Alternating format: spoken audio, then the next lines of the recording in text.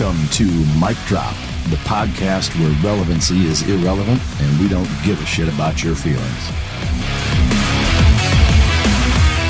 Ladies and gentlemen, as always, it's both an honor and a pleasure to bring to you my next guest to the podcast.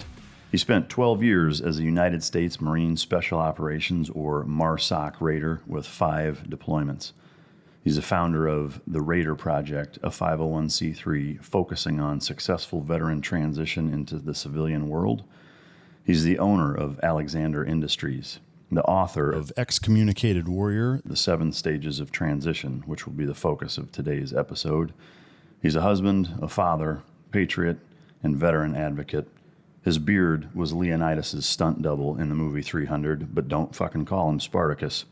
Welcome to the stage, Nick K, and I'm going to let you pronounce it in the most authentic Greek fashion for the listener. That would be Koumalatsos. Koumalatsos, which sounds easier to say than what it looks like, but a very unique name in terms of where you come from, which is the origin of some of the lightning round questions that I have, which I am fascinated about, as well as I think our society is a little bit fascinated with Greek and you know the culture of Sparta, if you will, from those movies and just from some of the folklore, which has to be cool having that as a Absolutely. background. But it's just no different than like the Northern European Viking heritage type thing, you know. But very similar though. Yeah. Those concepts are very similar. Yeah. Before we get started in that infamous lightning round, I'd like to thank Origin Labs, our sponsor for the Mic Drop podcast, maker of all of Jocko's products, as well as their own line of supplements. They make jeans, boots, and jiu-jitsu gis, as well as some other stuff. Check them out. And again, big thank you to Origin Labs. How long does it take to get your beard ready for the day? Well, with my patented Johnny Slicks formula, it takes about 30 seconds. You have a patented Johnny Slicks beard formula? It's one of our companies under Alex. Yeah. God, I love it. Can you describe that product? What, is it a fucking balm or what? Yeah, so I partnered with another Marine. He actually hounded me he's going to love that this is the first thing that we're talking about.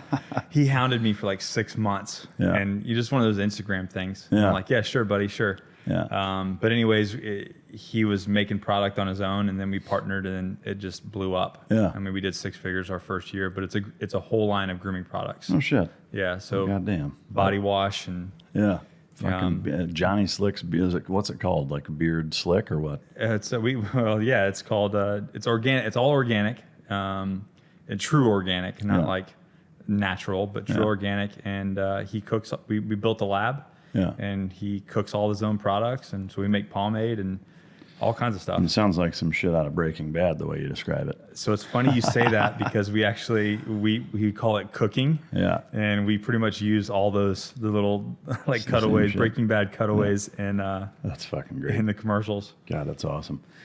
We'll have to check that shit out. This one comes from my daughter. She likes to ask a question of every guest, and it's usually a totally random question, which I think is kind of funny. But what's the worst food you've ever eaten overseas? Bugs in Thailand. What kind of bugs were they? Do you remember? Crickets, cockroaches. The cockroaches has got to be the worst. Yeah. Were they fried or just straight fucking raw? They were fried, but they like had that. They have that squishy. Yeah, like a fucking loogie. Yeah. Like a warm, salty, bloody loogie. Who doesn't love swallowing that shit? Yeah, it's no wonder women have that problem. Moving on. So here's one of my favorites. What is your favorite aspect of your Greek heritage, minus being able to throw babies off of cliffs if they don't make the grade? Do you want to bring that back? Man, that runs so deep. I think that it has to do with. That's what she said. I think that has to do with going back to 2,500 years ago, our ancestors just being warriors, and you kind of brought up the Spartan thing, but that story. I think people really dig it, right? But I don't think they grasp how important that story is. Yeah. I mean, we would probably all be Muslim if Leonidas and the 2,500 Greeks didn't do their thing, because at that point in history, there was nothing west of that to stop the Persian Empire. Yeah. I mean, if they would have gotten through Greece, they would have gone all the way to England, and it would have been over. Yeah. And so, like, I think that warrior spirit and just that kind of like the kind of last stand, that come and take it kind of mentality. Yeah. It started there. Well, I mean, obviously, it's impossible to know, how the story at this point, so many years later, how it actually contrasts to how it went down. But at least in the movie and the book and any other historical representation of that, that highlight of history, if you will, focuses also on a problem that, I have no doubt even from then and all the way up until now and everywhere in between has continued to exist, which is the contrast between the warrior society and the people that make up the fabric of a culture, and then the fucking politicians that, Right. even back then Right. were, fucking corrupt and, ulteriorly motivated and were happy to fuck over their fellow man if it meant that, they could get more money or power, even if it was the destruction of their civilization. They didn't give a fuck. Again, how accurate is that versus something that's maybe, a little bit assumed to make So a I've parallel? actually been there multiple times. Yeah. Like I bathed in the hot gates. I walked the grounds. I stood right there where they made their last stand. How was that? It's pretty wild. Yeah. It's pretty wild to see the terrain and how much it's changed. But they have like a little memorial there. There's not much. It's a statue. They have a Greek marble thing up on the mountain in the ground where it basically has his last message that actually they kind of wrote it in a way in the movie where he told the captain, hey, go tell him that 300 Spartans lie dead here. Yeah. For the benefit of all Greece. And they did kind of have it right. Back then, Greece was in city-states. It wasn't a unified Greece. Unified Greece didn't come till after that. And so it's just, 300 of his best men, and then 2,000, other Greeks were up there. And to stand there and to watch it was 3 different battles or lines, and to see how they got pushed back and where they stood and where they actually like made their last stand and fought them off. Yeah. It was wild. Yeah, how accurate is especially the movie, because that's without question how it's been most popularized, but how accurate is just the depiction of the landscape where it happened in contrast to what it actually looks like? Different. Is it a lot different? Like, this doesn't look anything like it. Or, I mean, I guess You got to say it. You got to understand it's 2,500 years, so the water receded a lot. Yeah. So where the water used to be up on to the mountain, so it used to be the water pushed all the way up into the edge of the mountains. Yeah. And then you had this kind of like road where now they actually have a road. The actual highway is actually built there. Yeah. So and they do have that on the memorial on the plate when you go to Thermopylae. It shows like this is where you are, and this is where the water used to be. Oh, okay. But it wasn't this very like dramatic cliff face, and then this like what it was like where the mountain meets the water. Yeah. So they had this basically like 100-foot space to fight in. Yeah. Fucking choke point. Yeah. Obviously, for the movie, it's exaggerated for cinematic value. But I was curious. And it seems like a neat place. I'd love to see it sometime. But I've been a fan of that element of historical culture. As long as I've known about it, it's pretty neat shit. What is your favorite cheat meal? Pizza. Any particular brand or type? Michelangelo's Pizza right down the road from my house. It's like a New York style pizza. Well, goddamn. Yeah. Fucking plug to Michelangelo's, huh? What was your first job in high school? My first job. So I was in high school. I started working when I was 11 years old. Jesus, fucking child labor laws. Where are you at? What happened? It's Florida, man. They don't give a shit. Florida. What were you doing? I was actually the first job. I was actually washing dishes for my mom. My mom started a movie theater in Panama City Beach, and I started frying food and washing dishes for them. Yeah. And then that moved into right after that. I got a job busting tables. Yeah. At a diner. When you were bussing or washing dishes, did you ever eat off the fucking plates coming in? I did not. Really? Am I the only fucked up, twisted bastard? That No, did what's that? messed up is now is after being a Marine. Now I would do that as an adult. Fucking classic. God, the Marines, gotta love them. What's your favorite music band? Oh, that's so hard. You're trying to put me in a box. Yeah. If I had to pick with one right now, I'm gonna probably say Coulter Wall. Really? Yeah. What is it about? He's like a new Johnny Cash. Really? Almost. I've heard the name. I don't know that I've heard any of his stuff, but shit, I'll have to check it out. I think some bad shit happened to him because he's only like 21 or 22 years old, but he sounds like he's 56. He's been smoking for 30 years. Yeah. Yeah. What's the best gun you own? A Glock. Glock what? Does it matter? I mean, to me it does. To the listener, for sure. Let's go with the Glock 19. Glock 19. That's hard to beat. Good old trusty. And then last but certainly not least, this is for everybody. What is your morning routine? And this is outside of traveling, just your home in town, normal day. What time do you get up? What do you do the first couple hours, et cetera? I like to wake up early. My body hurts, which I'm sure we'll talk about. Amen. And so I like to make some coffee, and then I like to get in my hot tub. Really? Yeah. And I like to drink hot coffee in the hot tub. Jesus, even in the summer, huh? In the summer. God damn. Yeah, but I do it. I get up before the sun comes up. Oh, okay. So it's not like because once the sun comes up at my house, because the sun comes up on the backside where the hot tub is. Yeah, it's too fucking hot. Oh man. Yeah. You'll die. Yeah. What? I guess I'm assuming you must get up then at what, 4:30 or 5 or what? Yeah. 5 some, especially because I like to get my time done because I like to drive. Now that I'm not in the military and I work for myself, one of the best parts of my day is driving my daughter to school. Yeah.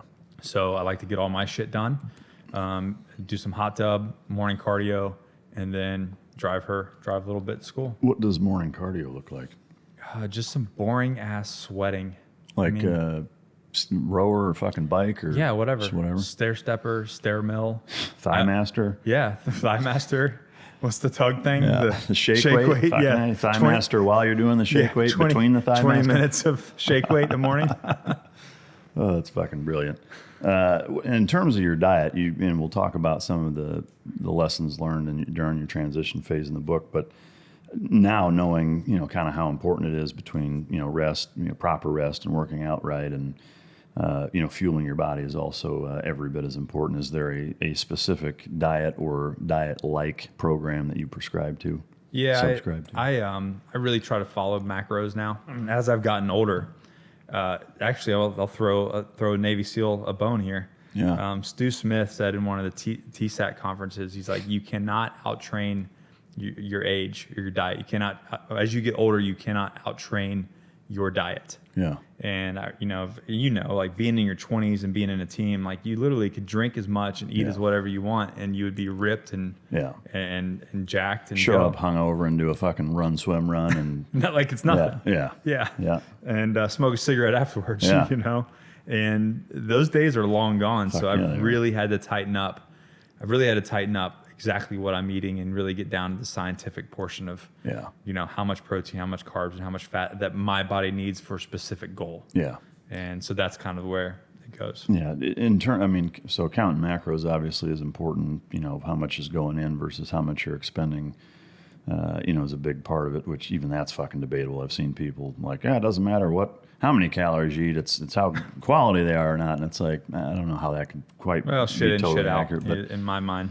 On the same token, just in terms of counting macros, do you go for, a lower carb or, super high protein or high fat? For me personally, I try to go lower carb and lower fat. And I think that's just what works for me. I mean, I've experimented with so many different things over the years.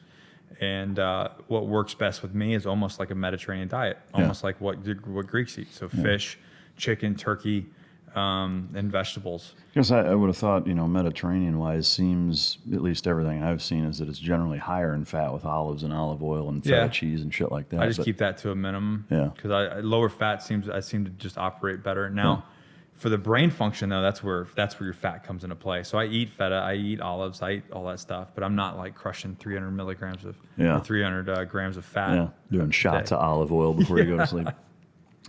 But I listen to my body, you know what I mean? Yeah. So like if you have certain cravings, or if I'm craving olives or I'm craving some sort of olive oil or fat, like I do it. Yeah. because your brain's telling you like you need carbs, you need fat, you need something. Yeah. You know? Do you do any type of resistance training later in the day, or are you just?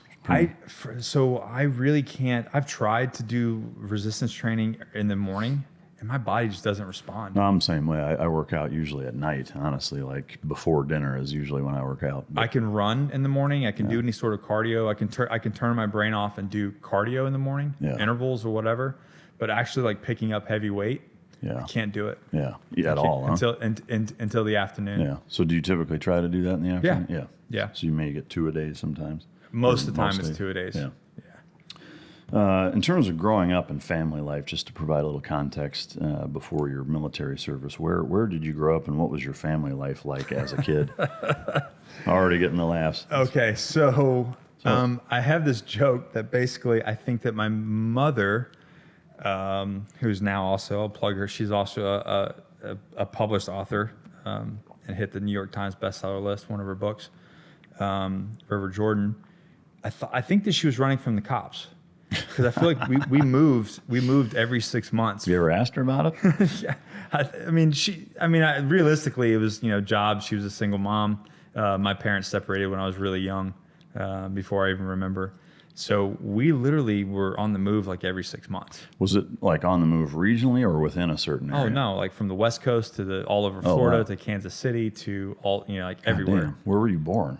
I was born in South Florida in Hollywood, Broward County. And then that's when the show started. Yeah. Until I was about, I think 11 or 12 is when we went back to Panama City, and then I stayed there for the rest of the time until I joined the Marine Corps. Yeah. But growing up, those early years. Fucking 3-ring circus. Oh my God. It got to a point to where she was like, why haven't you unpacked? And I was like, well, we're just going to leave again. So I would just leave all my shit in a box. Yeah. And like, it's probably the saddest thing to see your kid. Like, no, Mom, we're leaving. Well, I remember one time I woke up. And she could be like, you're totally wrong. This is just my memory.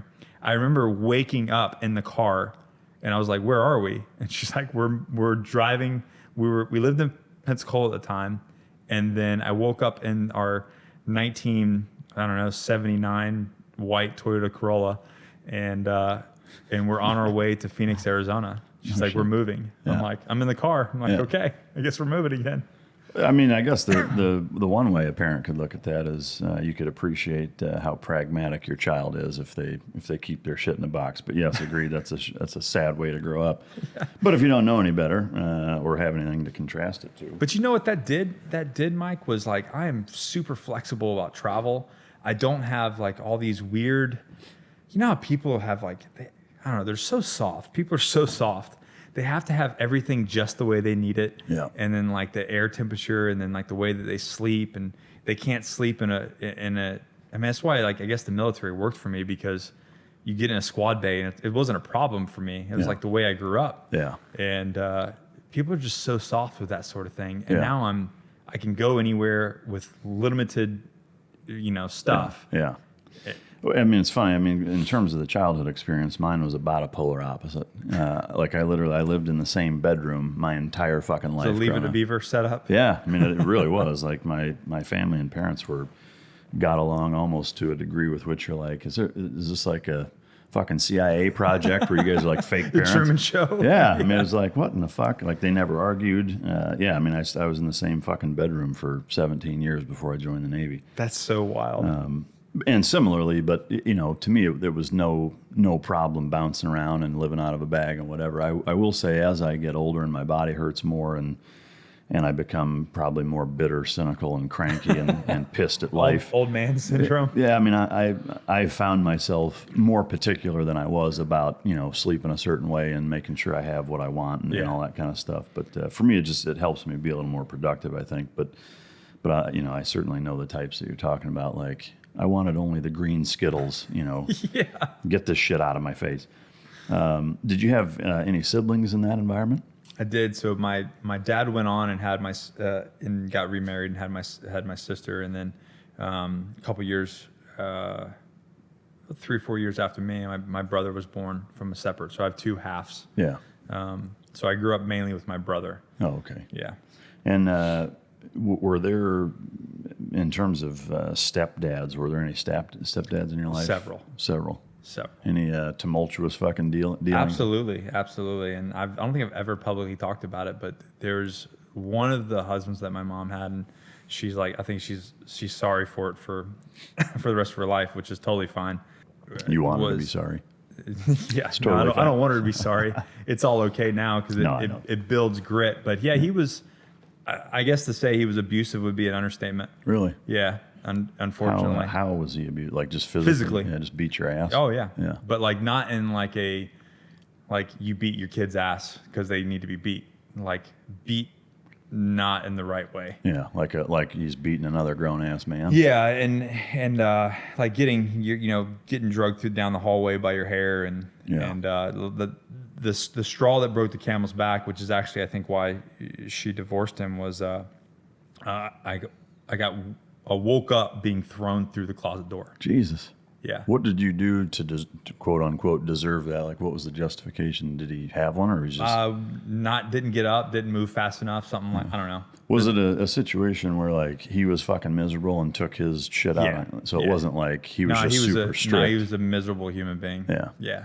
I mean, sometimes I think it stems from just people have unrealistic high standards, and they're like, the dishes aren't clean enough, and it's slamming. It was just. He just come in and take shit out on you. Yeah. Basically, and I was older, and he didn't do that with my brother. He was more of an emotional game with him. Yeah. But yeah, and that was actually the straw that broke the camel's back. Was I remember I was 11 years old, and he did that, and it was the first time I fought back. Really? And when I fought back, it caused such a ruckus in the house that everybody realized what was going on. Yeah. And it got broken up, and I jumped out the window and never saw him again. God damn. That was it. He was gone that day. Yeah. My mom was like, "Okay, you're fucking out." Beat it. Yeah. I'm assuming there's been no contact with him at all since. Oh, absolutely not. Yeah. No. Does he have any idea who you are? I don't even now? know if he's alive. Yeah. It'd be interesting to meet him now and be like, "Hey, fuckface." Yeah. Remember me? Shithead. Yeah. Guess what? Payback's a bitch. So with Put your mouth on this curb for me real quick. Yeah. Let's have a chat. So like in that, fluid of an environment, we'll say, was playing sports or having any type of normalized childhood activities that you did regularly, I'm assuming that wasn't part of. No, that wasn't the way I grew up. My mom worked most times she worked two jobs, so it was me and my brother kind of left to our own.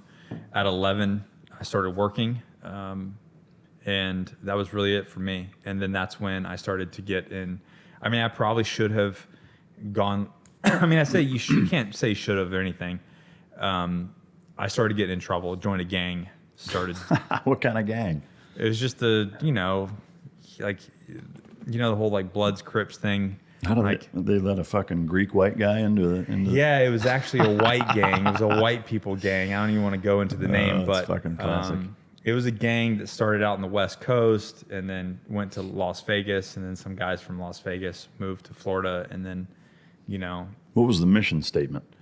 Like, was there make money? That's it. Just fucking. That was the sole purpose of it. Was it was. I mean, that was kind of it. It was kind of a. I don't know. It was a money game. Yeah. Really. Was it a crew? Was it a mixed race, or were they specific about it only being?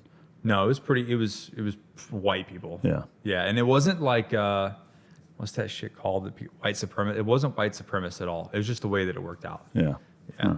And fucking gangbanger sitting across the desk. Yeah, and because of that, within a year of that, I had 2 felonies. No shit. Yeah, and the Marines still fucking.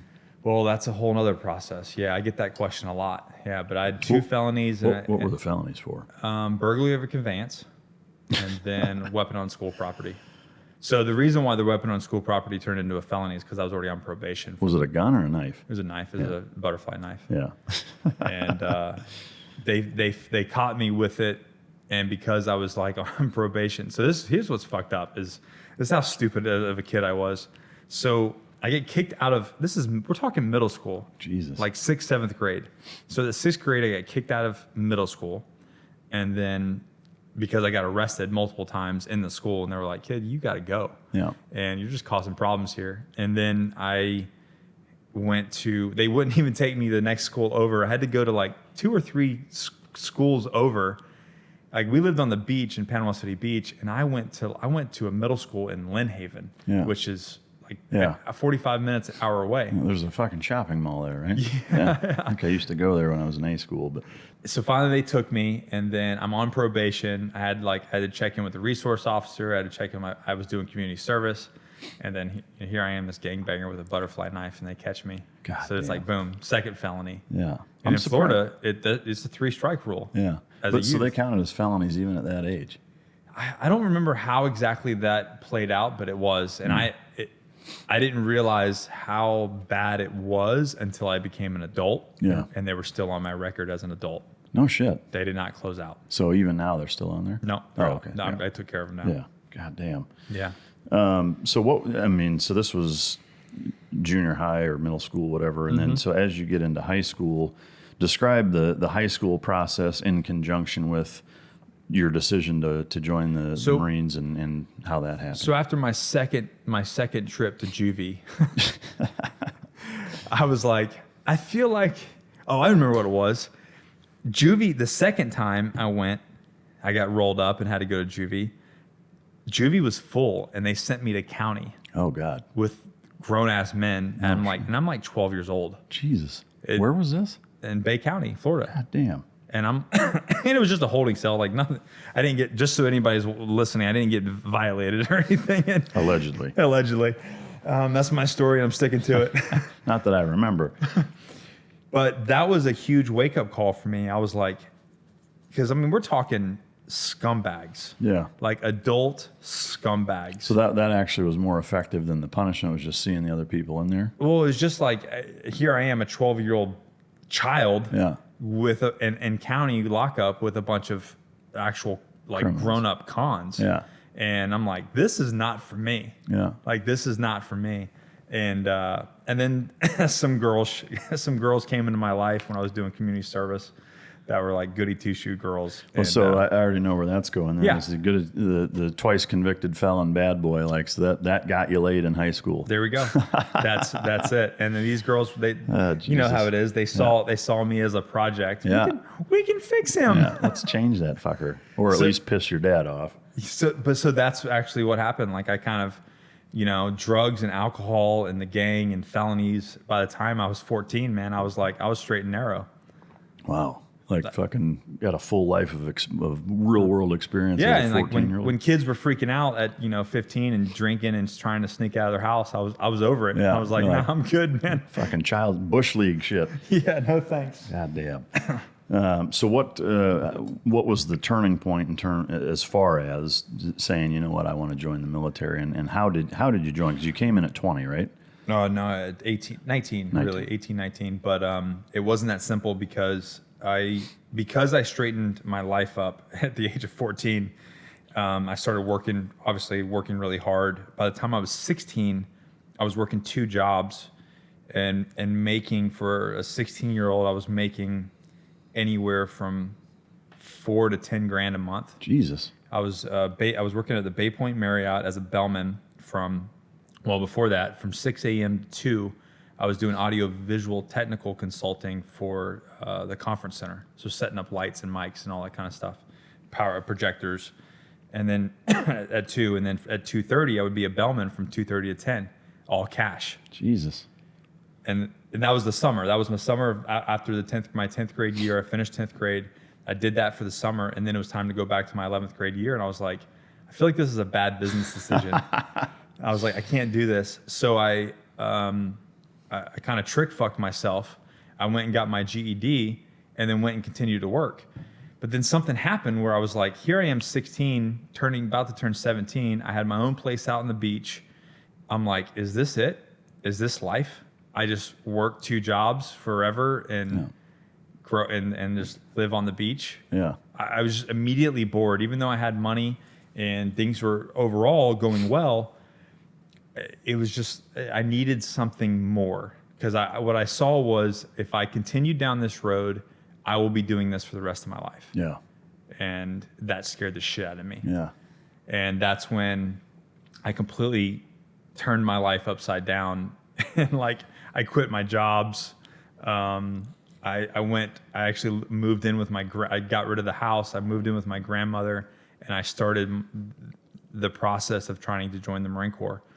When I first walked in, they laughed at me. Really? Yeah. Just because of your record, or Yeah. yeah. I was a GED. I was a high school dropout. I was a convicted felon. And I figured the Marines would be like, "You're exactly what the fuck we're looking for." you would think so, right? No, Yeah. man. Those dickheads are like, no, we want are you an Eagle Scout? Yeah. Like, the Army would have taken me. I could have gone and joined the Army if I wanted to. Because this was just before 9/11, right? This was in 2000. This was Clinton was still Clinton was still president. Yeah, I mean that's why, I guess. But well, I mean, I know. I mean, the war hadn't kicked off, so we wouldn't like try to suck up bodies. Yeah, I mean, I came in '96, and there was a lot of things that weren't available. They're just like, we have enough people for that already. Pick something else. I was like, well, goddamn. Was there a specific reason why you picked the Marines, vice any other service? I looked at everything. My grandfather was actually a paratrooper in Korea and Vietnam, so he was in the Army. But even as awesome as as much as I looked up to him, and as awesome as what I saw what he did, the Marine Corps for some reason just stood out because their marketing, of course, is they're the toughest, right? Yeah. Marine Corps boot camp is the hardest thing. Yeah. And I wanted a challenge. That was what I looked for. I was like, in the uniforms, they just looked squared away, and I wanted to push myself hard. Yeah. So that's why I went. And then when they told me, this is where they fucked up. And this is where the Marine Corps got me, is they told me no. If they would have said, yeah, sure, no problems, here's your options, blah, blah, blah, it would have been too easy for me. I'm that guy. I'm that idiot that needs to struggle. Needs the reverse psychology. Yeah, like the worst thing that anybody could ever tell me, and my wife knows this, she's learned this too. She never tells me no. Yeah. Because if you tell me no, it's like I just get laser focus on like proving you wrong. That you won't jump out in front of that car. Fucking yes, I will. Fucking tell me I won't. But they told me no, and when they told me no, it turned into almost a 2-year mission to get in the Marine Corps. God damn! So what did that process entail on your end? Did you have to get shit expunged? And no, I couldn't do that at that time because I was still underage. But and I didn't even know that was an option back then either. I don't even know if it was because it was so new. I think it has to be 7 years or something like that. But that began. I mean, I get kids hitting me up talking about this stuff all the time. Like, how did you do it? And I had something to prove. Like, they have nothing to offer me. Yeah. I was a convicted felon. I was a high school dropout. So like, they just told me no. Yeah. It was my responsibility to prove to the Marine Corps that I was worthy to serve. Yeah. So that began like community service. I had over 100 letters of recommendations from friends, families, fools, everyone, anybody I worked with, anybody that ever like surrounded me. I got over 100 letters of recommendation. I went to college, which negated my GED because then I had a semester of college. Yeah. I took the ASVAB like 3 times because I had to get a certain score. Like you couldn't just get a baseline score because of the GED and everything. I had to get over whatever the regular score was. Yeah. So it just became a process. I went to every pulley function, even though like I wasn't even in the depth. I just was proving to them. I had to do multiple interviews, multiple psychologist interviews. I mean, it was horrible. Yeah, it was horrible. But that became my mission. Yeah, and that's what laser focused. And I get a lot of kids hitting me up saying, "Well, I have felonies too, and I have this, and I want to join the Marine Corps." I'm like, "Well, fucking prove it to them." Yeah, like I mean, they don't owe you shit, man. Yeah. Well, one of the most I don't know, or I guess one of my favorite fucking sayings as far as stuff like that goes is what you do speaks so loud I can't hear what you say. Right. You know, is it like you can talk about how bad you want something, like if you don't fucking act like it, then who gives a fuck, you know? It's goddamn lip service. But stop walking in the recruiter's office telling them you want to go looking like a gangbanger. Yeah. Yep. You know, like an out of shape gangbanger. Yeah. Yeah, no shit.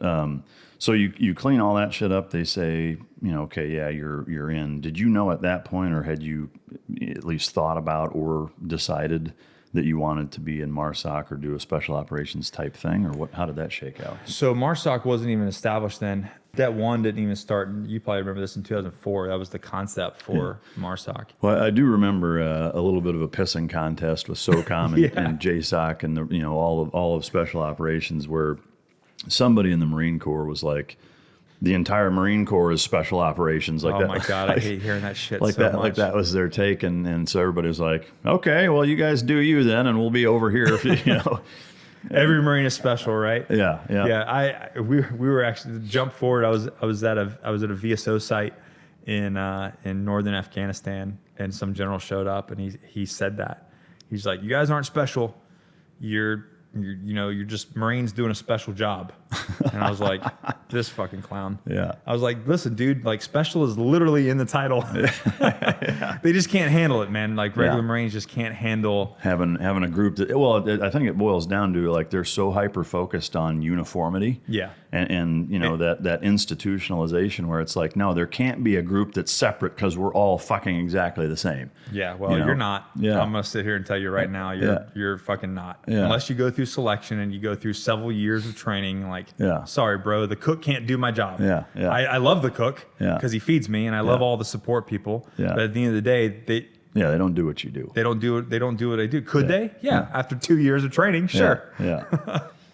Well, so how did that shake out then? You went to boot camp, and then where were you first introduced to that element of the Marine Corps and said, you know what, that's what I want to do? So it wasn't a direct road. So I signed up. I got infantry. I was 0300. You made it. Yeah, 0300. You made it, asshole. So here's what's. This is my life, Mike. My life is just one fucking roadblock after another. It's like, if I want to do anything that I want, there's going to be walls put up in front of me. So the first one was just getting in, right? So I worked for over 2 years trying to get in the Marine Corps. Finally get my shot. I go to boot camp, right? Training day 7, I break my wrist. No way. Yeah. And it wasn't from jumping off of a bunk, right? No.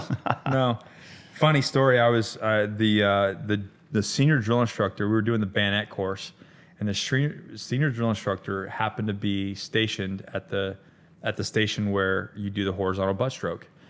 Well, it's recruit training, man. It's a line. You're just going through the motions, right? Yeah. Well, the line gets backed up. So instead of everybody else was like taking a knee till you go to the next station and do your drill, right? Well, I was super moto, right? Because I was super stoked to be at boot camp, and I was like, I'm gonna fucking crush everything and move fast and do the loudest. I was just so excited to be there. He knew that, so he did not let me just take a knee. He was like, so he just wanted me to do the horizontal butt stroke a million times until it was time to move to the next thing. So I just went ape shit on this fucking thing, and I broke my wrist.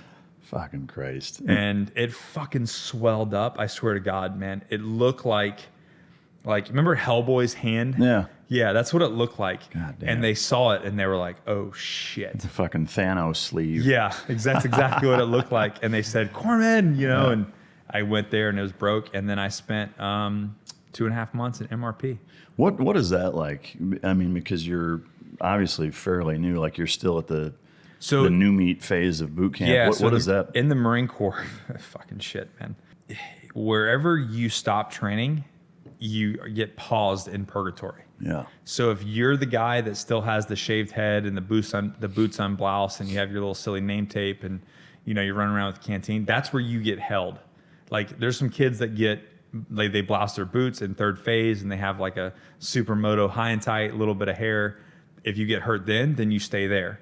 So wherever you stop is where you stop. And so it was like Groundhog's Day. Like, it was Groundhog's Day, man. When I showed up, I'll be honest with every single listener. I wanted to leave. Yeah. When I showed up to MRP, I was like, I did not sign up for this shit. There was a kid in the corner hitting himself with a moonbeam. Remember that flashlight? He literally, and then a drill instructor had to like jump on him and hold him down because he was trying to kill himself by beating him in the head with a flashlight. Fucking Christ. They're playing like 2 sheets and a blanket. There's guys in wheelchairs. There's a guy with a full cast all the way up to his dick, and they're playing 2 sheets and a blanket. There's some kid trying to hang himself in the bathroom.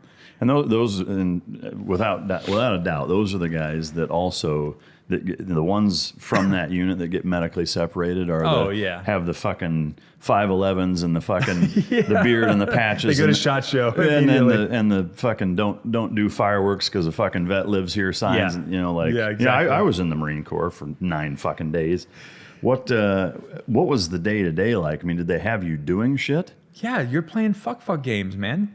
2 sheets in a blanket. Fucking like those pictures of the Marine Corps boot camp where the racks are all like it's destroyed. That shit would happen in MRP. Yeah. And I'm like, here I am with a cast on my hand. I'm trying to get my blanket. It was horrible. Yeah. It was absolutely horrible. And whoever the drill instructors are that are running that have to be like the guys that fucked up. No, actually, because of the way the Marine Corps, way the boot camp works, that shit is so high intensity for those guys. It is actually their break. Oh, really? So they go to MRP because it's kind of a 9-to-5 job. Yeah. At that point, you're not having to run cycles. So every drill instructor, they have, I think midway through, they have to go somewhere else. Yeah. Well, so in those normal days, you're doing shit every day. But so at 5, like those guys leave from 5 till the next morning. Like, did you have time to where nobody was there and you just were fucking off? Or was basically reading? You could read knowledge. Yeah. But listen to this. So once I got over my fuck this, I'm out of here. I don't want to be with these fucking clowns. It was because it was crazy. It was something, even mentally thinking back, it was just the most bizarre thing to watch. Once I pulled my head out of my ass, I used it as an opportunity to get ahead. Yeah. So, because I knew that I was going to show back up to training day 7, yet I'd been on the island for 3 months. Yeah. So I studied every manual. I did drill. When my arm started to get better, I started to do like guide-on manual. One of the drill instructors kind of like took to me and was training me with guide-on stuff. And when I went back, it was almost immediately I became the guide. Yeah. Well, I would imagine that, having spent that much time and getting kicked back to day 7, basically, you were quite a ways ahead of everybody, though. Absolutely. Right? I mean, it really wasn't even fair. Yeah. Because I just had a leg up on. But I took that. Once I pulled my head out of my ass, and I was like, okay, I am going to use this as an opportunity to succeed instead of seeing it as like feeling sorry for yourself. Yeah, feeling sorry for myself. All right, so you get back into fucking training, breeze through that. Yeah, no graduate, company honor grad. And then what happened after that? I showed up to my first unit. Oh, actually, because this is the most bizarre thing. I lost my boat space because I got hurt. So I was an 03, I was an 03, 0300, whatever that was going to be. I lost my boat space, and right before graduation, the senior drill instructor goes, "God, get in here." He's like, "You're gonna go over here and see this mass sergeant." And then I went to the admin place. This mass sergeant was like, "Recruit, I'm gonna give you the best job in the Marine Corps." I was like, "Aye, sir." He's like, "Sign here." I'm like, "Aye, sir." Sign away. Not even knowing what. Fuck no, I had no fucking clue, man. 01, administrative. Holy fuck. Yep, got admin. And showed up to my, so here I am, like 6 months, brainwashed out of boot camp. Like, I'm that guy. I was the guy with the moto haircut and the super Marine Corps moto and proper greeting of the day and proper civilian braided belt and khaki cargo shorts with but you got to understand, 6 months on Paris Island speaking in the third person, that fucks your brain out. Yeah. I didn't refer to myself as me or I for 6 months. Yeah. That would fuck with you. So I show up thinking the Marine Corps is Recon. Yeah. Thinking the Marine Corps is like this super high level unit, right? And now you're doing fucking paperwork. No, it's worse, man. It's worse. And God, I hope that she never sees me or hears this. But there was this corporal, and I won't use her name, but she was fat. She had varicose veins all over her fat thighs. And she was on active duty? Yeah. How the fuck did she pull that on? And she said, "I am your NCOIC." I check in. "I am your NCOIC." And I said, "But you're fat." God. I'm a private first class, Mike. I'm an E2 in the Marine Corps. And I said to an NCO, I'm like, but you're fat. How can you be in charge of me? Did she lose her fucking mind? She lost her shit. Yeah. And then the gunny, I went into the gunny and he was like, he had this stutter and he was like, PFCK, you're at the bottom of my shit pole. And I was like, so this is what happened, man. I shredded paper for 3 weeks straight. God damn. So here I am. This is my first job, man, in the Marine Corps. And I'm shredding fucking paper. Luckily, there was some good people there was a master sergeant that was a 0369. He saw me getting just fucked with. And there's some other good NCOs, and they kind of took me under their wing, and I never did that job. I never did admin. I moved into more of a training realm because they knew it wasn't for me. Yeah. And then shortly after that, I got my first shot. I got meritoriously promoted to corporal.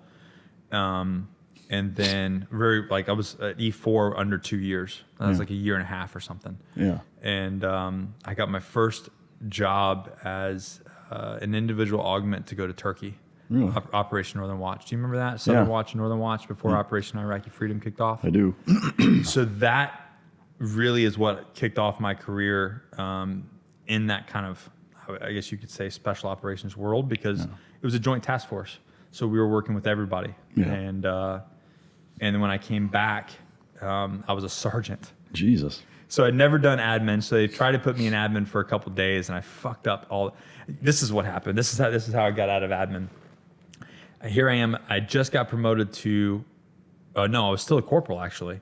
Came back, was a corporal, and this sergeant was PCSing to California, and I fucked up his papers because I didn't know what the hell I was doing. And do you remember how you get money prior to going, so that you can pay for your travel and your lodging and all that kind of stuff? Yeah, and for you civilian assholes, it's a permanent change of station, which is PCS. So basically, when you change jobs and get sent somewhere else, that if somebody says I'm PCSing, that means that they're leaving one post and going somewhere totally different. So and I'm the guy, Nick's the guy in charge of that paperwork. Charge of that paperwork, and I fucked it up, and this guy did not get his money. Like before he left, him and his family and his 2 kids went to California, That was nice of you. And he was supposed to have 15 G's or something, and I fucked it up. I fucked this guy. So whoever you are, I don't remember your name, but I'm sorry. Yeah. I'm sorry. It wasn't the job for me. Yeah. I hope it all worked out for you. So then I met Sergeant Major McAvoy. He was a Force Recon Sergeant Major. He actually works for Glock. He works for Glock. I think he still works for Glock. And he kind of took me under his wing, and I got in trouble for hazing, so that's how I got into his unit. And I was hazing some PFC because he couldn't do 3 pull-ups. Fuck, God bless it. Yeah. We need to bring hazing back across the board. It wasn't even hazing. I put him on a workout program. Yeah. A pull-up program, but the Marine Corps... Consider it hazing? Yeah, they consider that hazing. It's chicken shit. And I was like, this is not the unit for me. Yeah. So I was almost a year out from re-enlisting, and so I was going to go to be infantry school, like teacher, the ITB or whatever. And the sergeant major was like, "You're a fucking idiot." He's like, "Listen there, corporal, like you're going to go over there as an instructor, spend 3 years, and then come back probably as a staff sergeant, as an admin guy, not knowing shit about your job, and you're going to be in the same fucking situation that you're in now." And this is literally his words: "Stop being a pussy and go recon." There needs to be way more of that in our society. He was like, "Stop!" Literally, I will never forget that. He's like, "Stop being a pussy and go recon." Yeah. So he hooked me up with Gunnery Sergeant Durbin, and anybody that is in recon knows that guy is a legend. He just retired as a master guns, but he did my first screening. So I did my recon screening with 2nd Force in December as a corporal. Got promoted to sergeant right after that, and then went to 2nd Force, and that's how it started. I guess for the listener, Sergeant E5 in the Marines, there's an element of that's pretty advanced rank-wise to be going through some of these things. And I know, like when I was in Buds, we had guys that were E5s, occasionally you'd see an E6, but it was rare, and it was kind of weird, because most people are E2s, E3s. For second force, for Recon Battalion, it would have been really senior. Yeah. For second force, the most junior guy really was a sergeant. Oh, okay. Yeah. So at first it was, but quickly it kind of evaporated into where you fit right in. Yeah. Yeah. Okay. So I showed up it was kind of funny because like you're a sergeant in the Marine Corps, it's like your top shit in the Marine Corps, and then you go over to second force and you're basically cleaning the bathroom. Yeah. Well, so one question, I guess, thinking of what got you or where you were from the time you started until you got to that point was very little by way of any type of combative skills. Did you find yourself that in being in a position where as an E5, even in the second phase, that you were a little bit underprepared for that type of stuff because of in the grand scheme of things, like I wasn't on par with, say, like somebody that came from a scout, like Dakota that came from like a scout sniper platoon. Like I'm not advanced as that. Where I was very fortunate is I had a couple very good leaders that put me in that training thing. So I was teaching offensive and defensive tactics to all of essentially the pogues on the base. Yeah. So we would go out to Camp Geiger, and I would run weekend, training ops. Yeah. So I was a little bit more versed, and I had like the foresight to study. Yeah. To study land nav, to study the old school Vietnam tactics, which is what the basic level stuff was at the time. So while I wasn't as prepared as somebody who was a professional, like patrolman. Yeah. I wasn't the water purification specialist that had never done anything. Yeah. And I already had a deployment under my belt where I was doing some PSD work and working with, different branches of the service. Yeah. So I was fortunate in that way that it wasn't a total culture shock. Yeah. And I was able to hold my own. Yeah. So, I've had a lot of SEALs on the show. The process going from, starting buds to getting your Trident and that journey into the SEAL teams is pretty well known. I've only had, I've had Dakota on, and there's been a couple other guys with some Marine experience, but I am curious. You're the first Force Recon guy I've had on, and I know, a lot of listeners are curious about two things. One is what is that process like compared to the SEAL teams in terms of when you first start, but then also if you could kind of highlight the difference between Force Recon and SEALs, at least from the ones that you've worked with. I know there's way more similarities than there are differences, but if you could talk about kind of both of those things, because absolutely. I think that so through my career, I was fortunate enough to work with every branch of special operations, and I will say that if you're going to look at the Reconnaissance Marine, especially the Force Reconnaissance Marine, I would say that's the closest thing to a Navy SEAL, and the way that they train and the way that their process of coming up, similar to BUDS. Yeah. When you go to MARSOC, I would say it's more along the lines of a crossbreed between a little bit of recon, the training there, but really SF, Green Beret. I mean, the way that we do selection, the way that we do it's much more similar to the Green Beret pipeline and the Q course and all that. Yeah. But my recon time was much like kind of the way the Navy SEAL comes up. Yeah. In my day, we had this thing called RIP, which now is like basically they call it pre-BRC. But I did Recon Indoctrination Platoon for 3 months. So that's before you even get to go to what you would say BUDS would be, which was ARS at the time. Mike, I'll tell you, that was probably the worst 3 months of my life. I mean, is that primarily just selection? Like it's basically selection and prepping you for school, because what they want to do is, I'll tell you this right now, my RIP class was harder than the actual school. Yeah. Is the attrition rate through the roof? Absolutely through the roof. I mean, how many? When we started RIP, I don't remember how many people we had, but I think we only sent probably like 11 people to school. Yeah. And then when I went to school, there was like 100 and something. Yeah. We graduated 14. Wow. 14 got the MOS. Yeah.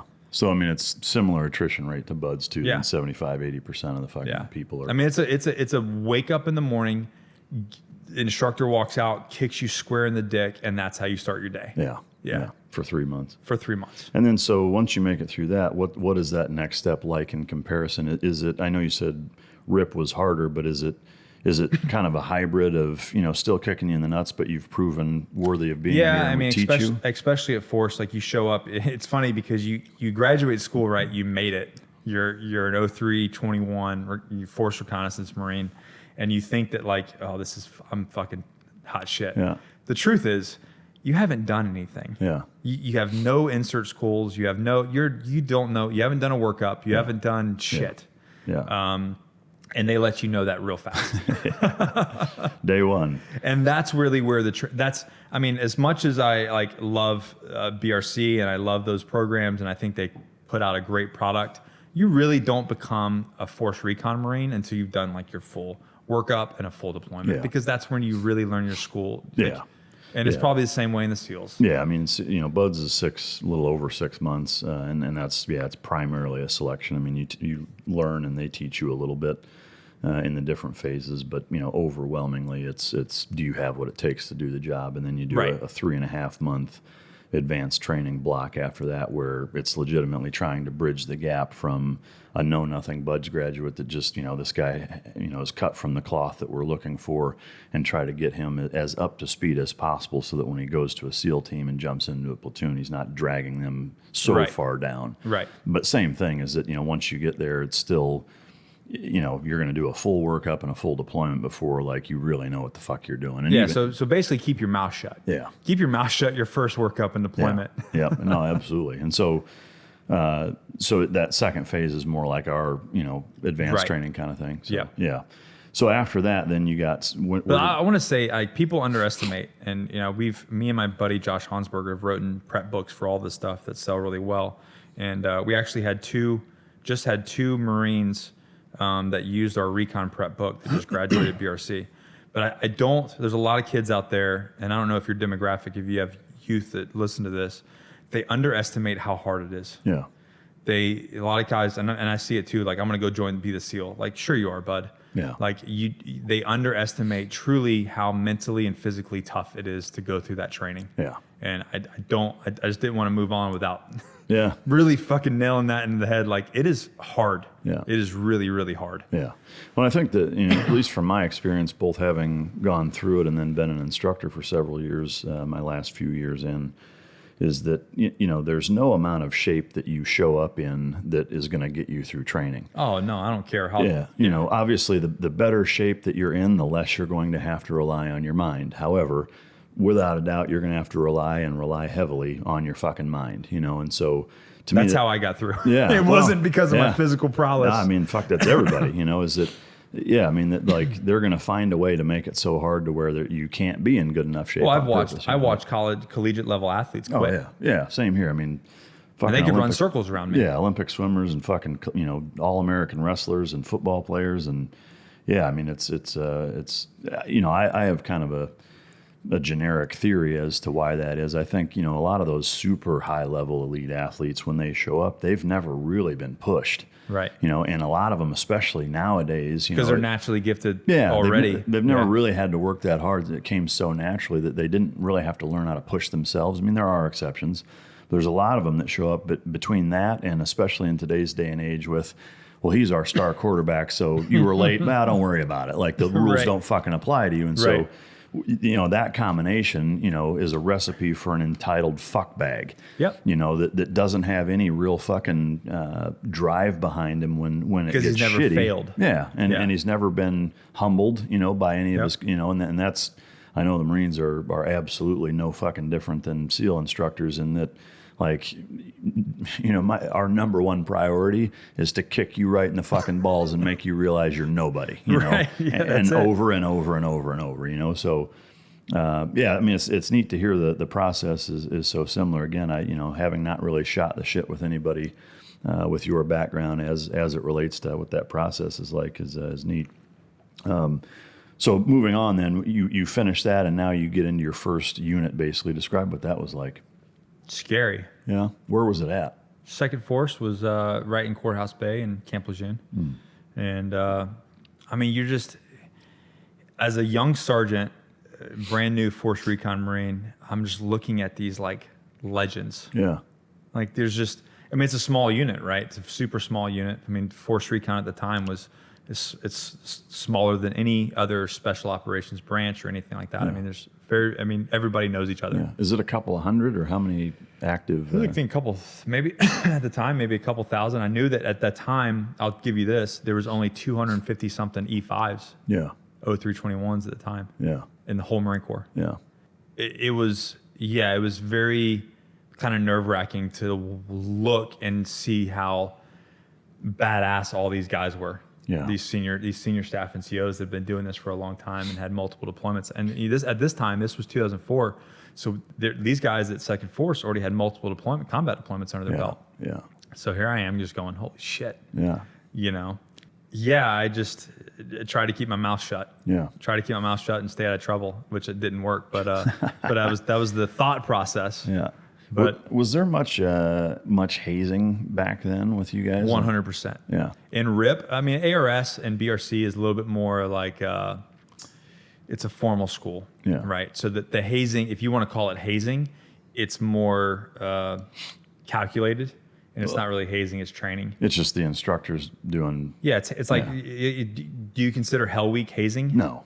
Right. No, I mean, for us, the term hazing is absolutely really only applies to, once you're at a SEAL team and in a SEAL platoon, and you fuck up or whatever, and then that's when you get electrocuted and Tabasco poured on your balls. And right. That's a little different story. And fucking locked in a.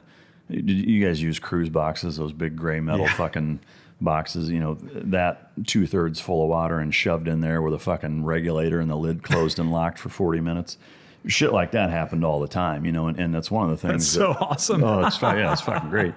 Or fucking ice baths, or I mean, goddamn, we had one guy that it's just something as simple as he got married and didn't tell the platoon. Oh shit.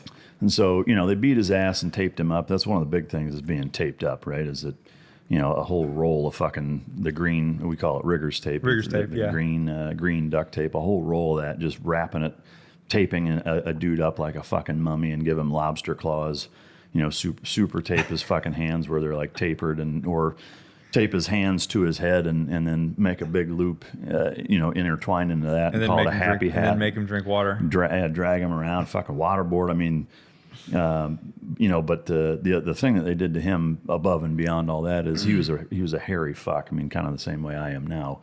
And they shaved his entire fucking torso and arms, and then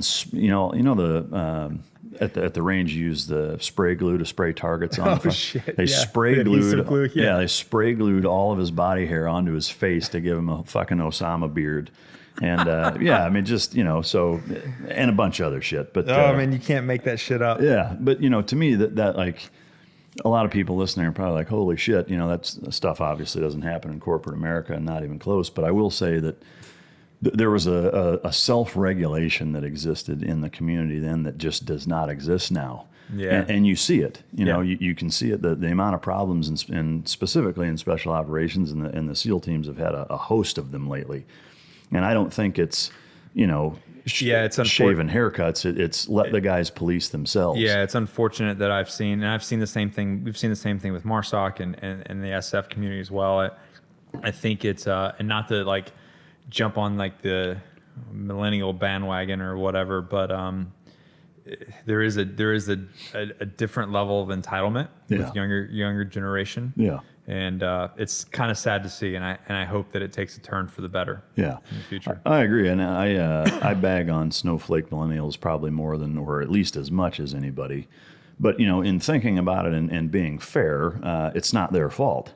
I mean, the reality is that it's their parents' fault. Well, it's the parents and even the administration, or I'll use air quotes, leadership or lack of leadership in the military that doesn't allow things to take place that are proven mechanisms for policing ourselves. And when that doesn't take place, you can't. It's like being pissed at kids for misbehaving. It's like, well, if you're their fucking parent, then you unfuck yourself and figure that out. Like, it's not the kid's fault. Yeah, and if it went like in our day, like if you could self-police yourself, these wouldn't be an issue. Yeah, that the news wouldn't know about the things that are happening. I mean, these things didn't happen when back in the early 2000s.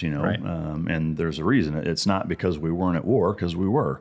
It's just as we've made it more and more political and almost corporate based.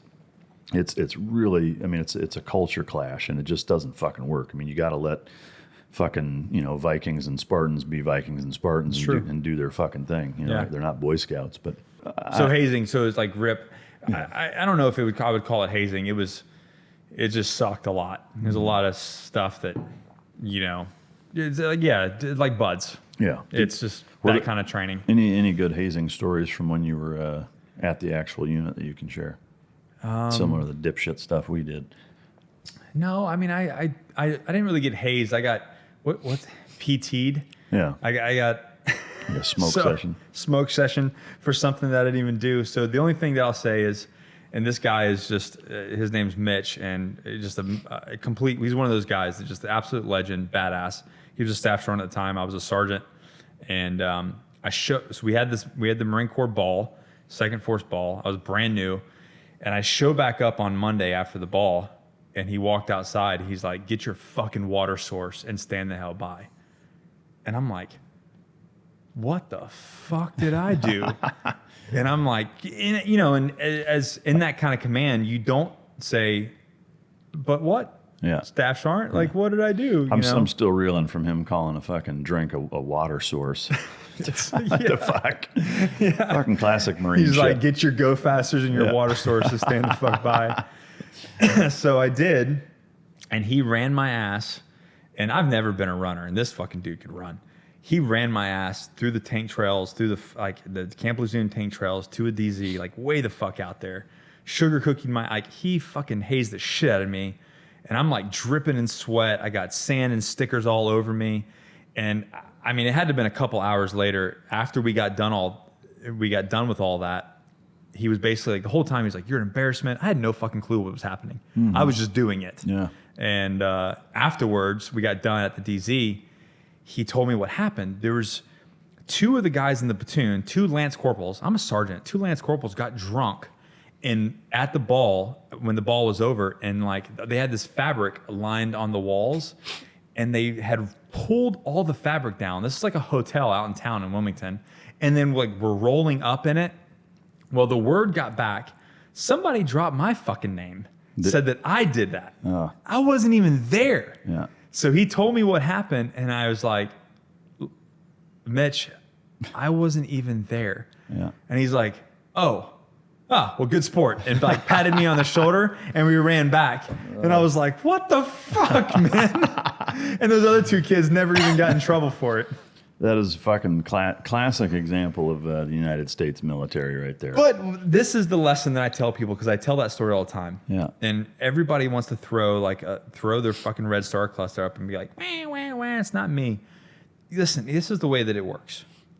You take your fucking licks on the chin like a man, and then you deal with it afterwards. Yeah. You don't whine and complain. You don't go to the general. You don't go to the sergeant major and complain. Yeah. You take your fucking licks, whether it's, and this is like leadership 101, right? Yeah. If anybody in your team fucks up, what do?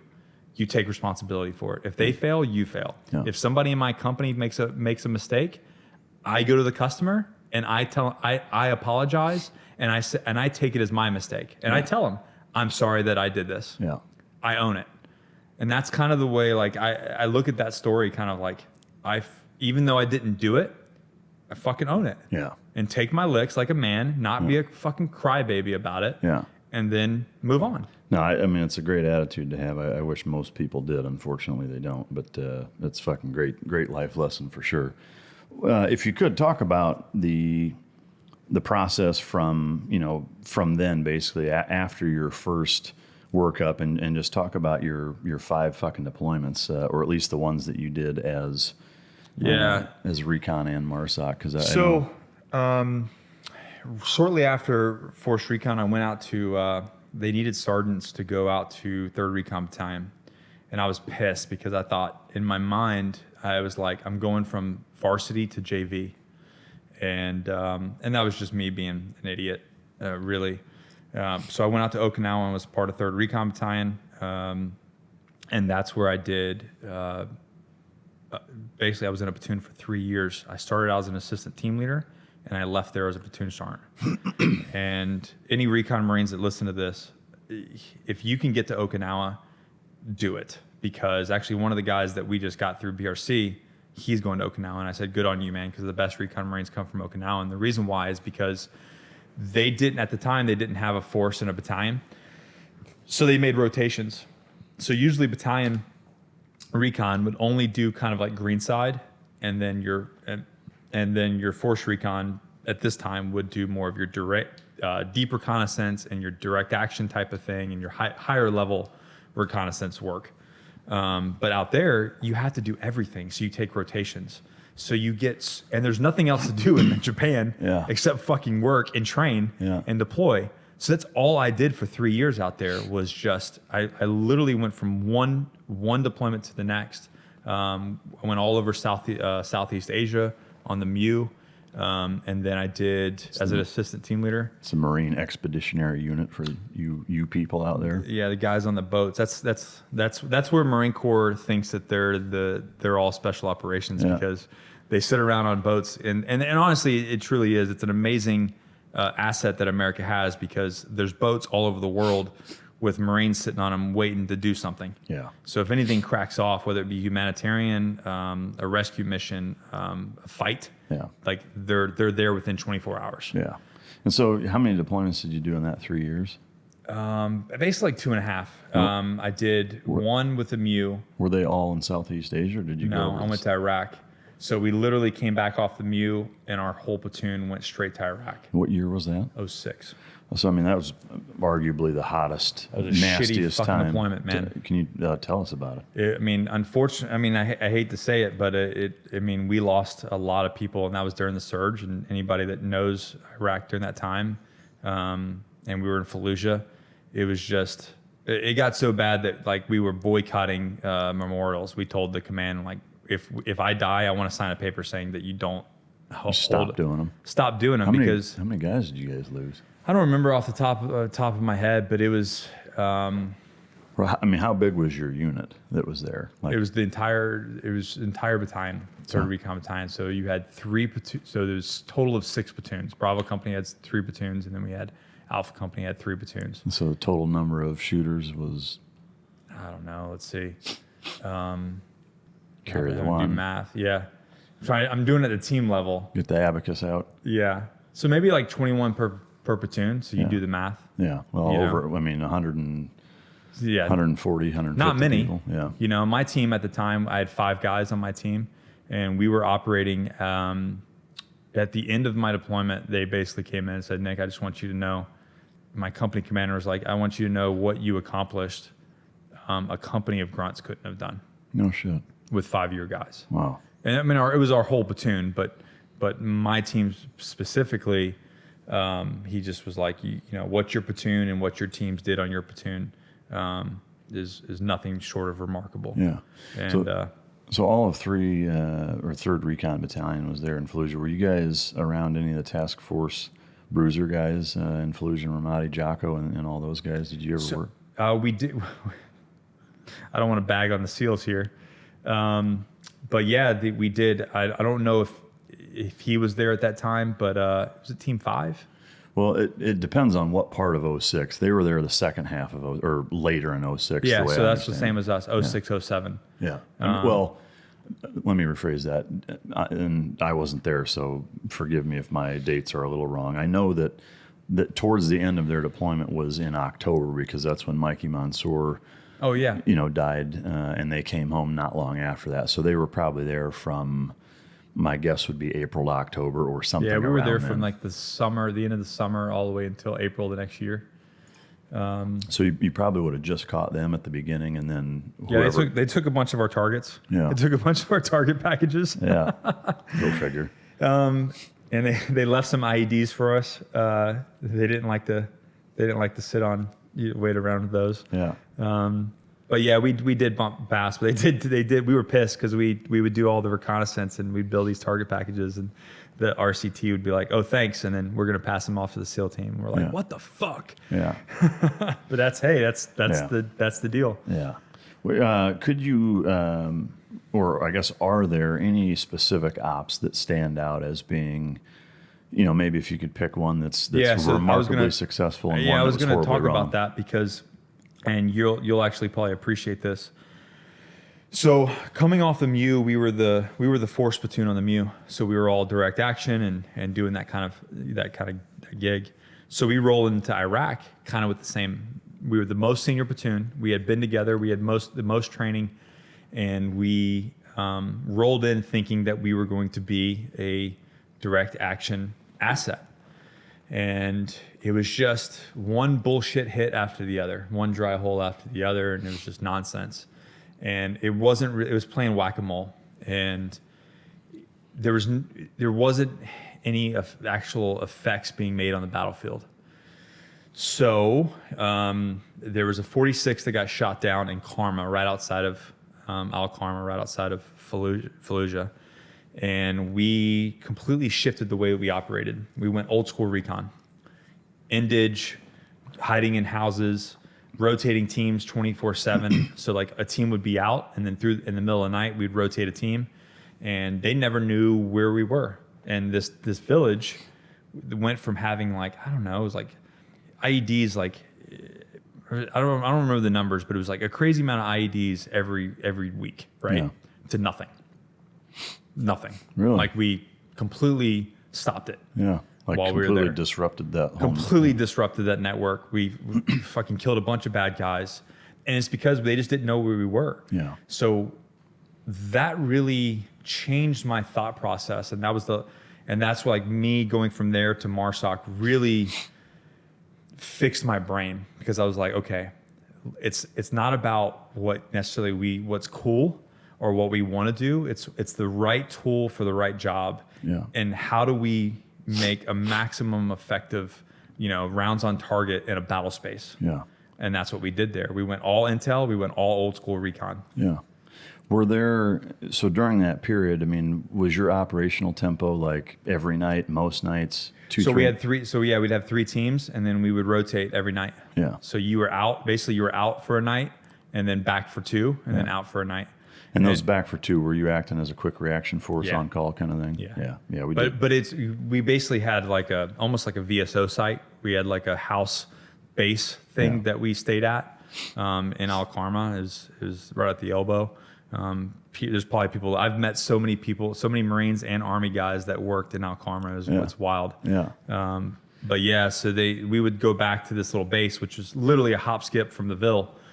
So we could get out to the Ville if we needed to rather quickly. And we were just kind of standing by doing watch there. Yeah. And if one of the teams needed re-support, then we were able to do that from there. Yeah.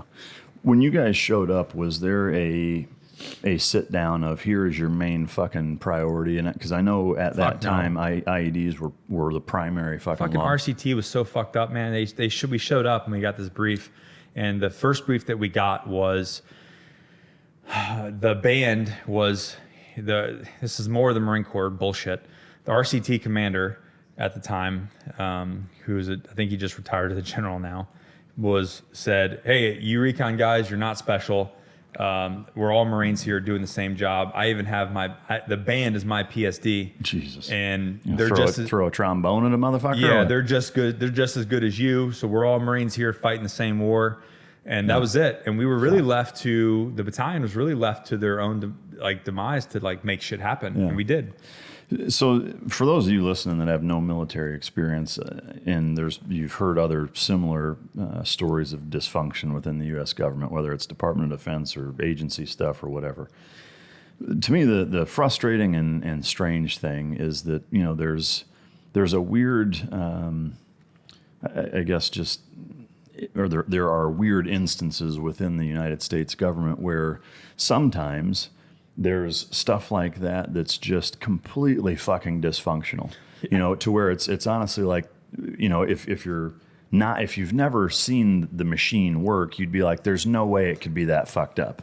Right. Like I've seen enough TV and movies, like it can't be that fucked up what you described. Bad, yeah. But then, 2 months later, somebody new comes in and it's exactly what you would think it should be, right. And it's like, it's literally, combat stories and operations and the right place, the right time. That's really what it is. I mean, it's honestly flip a fucking coin and that's your luck as to whether or not good shit comes your way or not, right. And it's unfortunate in that, again, I think a lot of people assume that the United States government would have their shit together a little better, or at least a little more consistently than they do.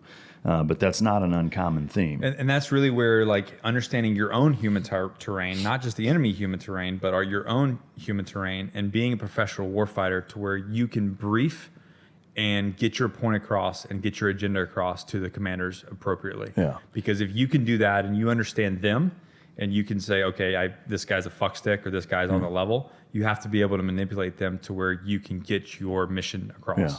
So was that basically a self-diagnosis where you guys showed up with zero direction and quickly you figure out, okay, IEDs are fucking everybody up, let's target that? Was that kind of? That's basically the way it went down. Yeah. When we were getting frustrated because of what we were currently doing, and it wasn't making an impact. And quite frankly, it was like going to get people killed. Yeah. So we were like, okay, what are we going to do? And we had some really great people in the platoon, and we made the call. And once that 46 got shot down, that was kind of our green light to go up there and just kind of wreck house. Yeah. And at that point, the battalion and the RCT was like, turn them loose, and you guys they're like, we had no direction other than go up there. Yeah.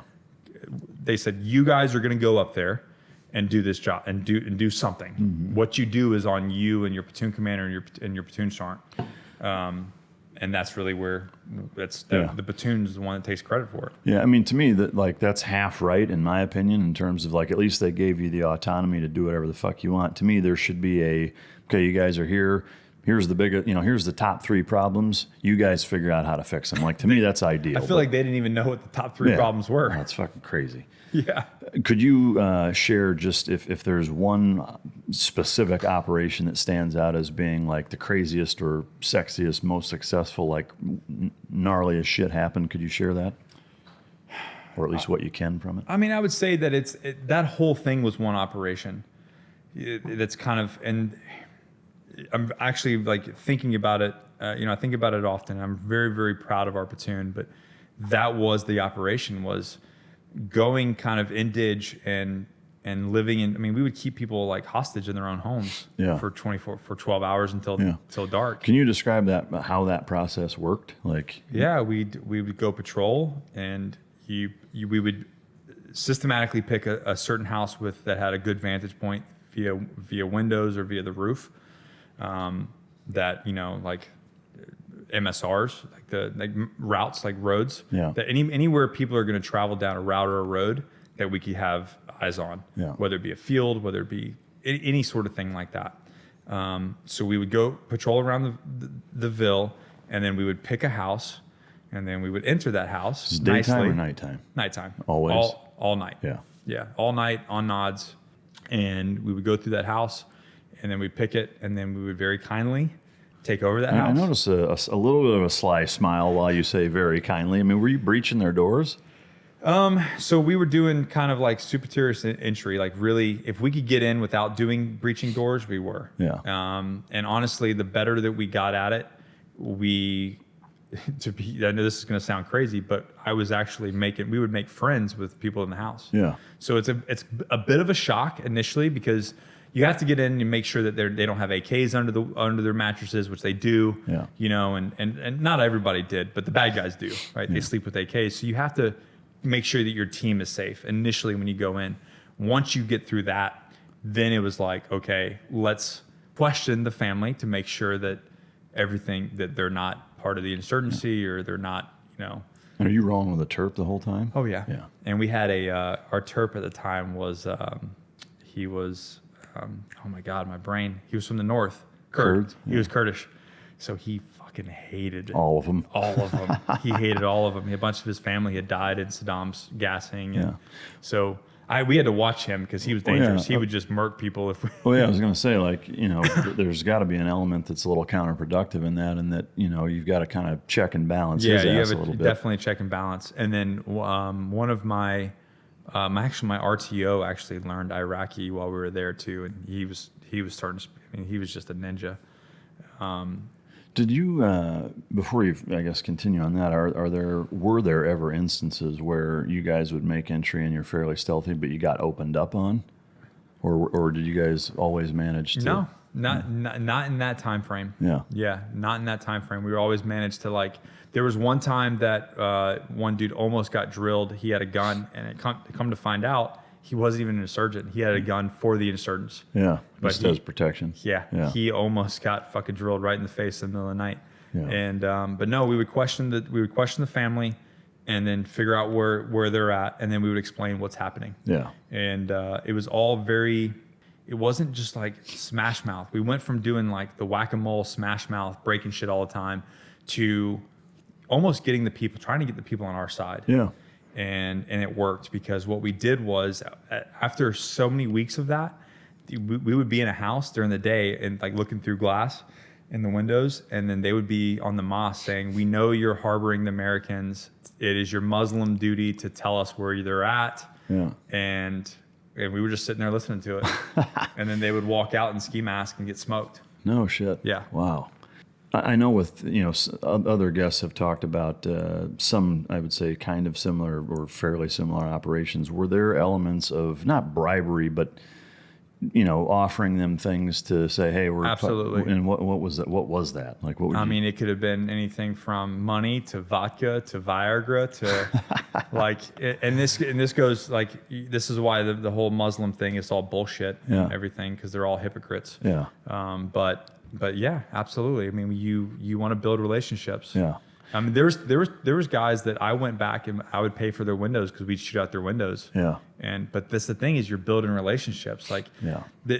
The whole like knuckle dragger mentality of just going around and smashing things and killing people, like there's a time for that. Yeah. Well, I mean, that's the Soviet doctrine that made them lose in Afghanistan in the 80s, Like that's a tool, yeah, to be used at a certain time, but sometimes that can't be your only one. That can't be your only one. There needs to be some finesse sometimes. So we went from doing the like crush everything to a little bit more finesse, and then because during that instance we got a lot out of it. Yeah. Were there ever any instances where the host family, we'll call them, had the opportunity to either try to poison food that they were offering you, or trick fuck you at all? Did anything like that? We watched that shit so tight. Yeah. No even attempts. No. Nothing. So the RTO I was telling you about, he actually just had his 5th kid. I'm super proud of him. I always kind of worried that he was like a serial killer. So he looked like... It's good that he's got 5 fucking kids. Yeah, he's a ginger. First, he was like a little skinny ginger. And Brian, if you're listening to this, I love you. He was actually an 0621. He was a radio operator that became a Recon Marine on the team. And he was a straight geek. Like, not built like an operator, not like super jacked and ripped, skinny, kind of wiry, little kind of guy. Yeah. But he was making Wi-Fi antennas in Okinawa out of soup cans, and then directing them at like the MWR across the street so they could get Wi-Fi in the barracks. Jesus Christ. So what this kid did, I mean, he's not a kid anymore at the time. What he did was, we got the designated Mark 11s. Which is what? The M110 SAS. I mean, just for the listener, if you could kind of explain what the fuck it's like a fully automatic or semi-automatic sniper rifle. Yeah. Yeah, like a DPM. You mean an assault rifle, Nick? Oh yeah, there we go. Fucking assault everybody with it. Go ahead. Yeah. So it was a 7.62 308 rifle with a Smith & Bender scope on it. And this kid read the manual for the scope. Who the fuck reads a manual? Yeah. Read the manual. Most guys don't. No, I don't read a manual. Yeah. Like, I go shoot it, and then I zero it. Women read manuals. Yeah. So he read the manual for the Smith & Bender scope, and read the manual for the gun itself. Studied all the ammunition, and basically taught himself through math and through the manual to be a sniper. Get the fuck out. And this guy's still in? No, he's out. Fucking he doesn't need to be in. Yeah. He's that guy that like wears like khaki pants Yeah. and a button-up shirt, and he's like super clean and walks out in front of his house and his white picket fence. He's like, "Hello, neighbor," Yeah. but he's buried like 50 people in his basement. The fucking accountant. Yeah, like exactly. So I mean, I hope that this guy's like buried in some R&D lab somewhere with a blank checkbook. But no, he actually, strangely enough, he started his own hyper something farm.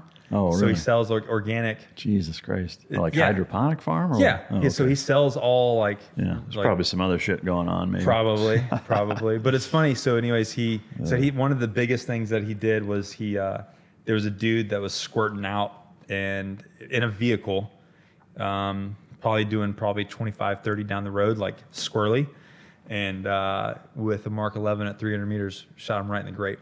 Really? Yeah, we call him canoe head.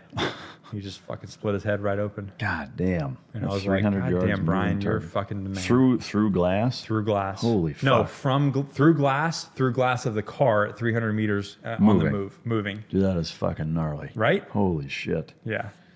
I mean, it just goes to show you like the craziness of the all walks of life that the military has, which is one of the biggest reasons it's as amazing as it is, is that you get such a diverse fucking crew. But I got to say, I was proud of that kid. I was proud of him that day. Shit, I'm proud of him. I don't even know him. All right, so you finished that deployment up, primarily anti-IED. What were the follow-on or subsequent deployments, and what did those look like?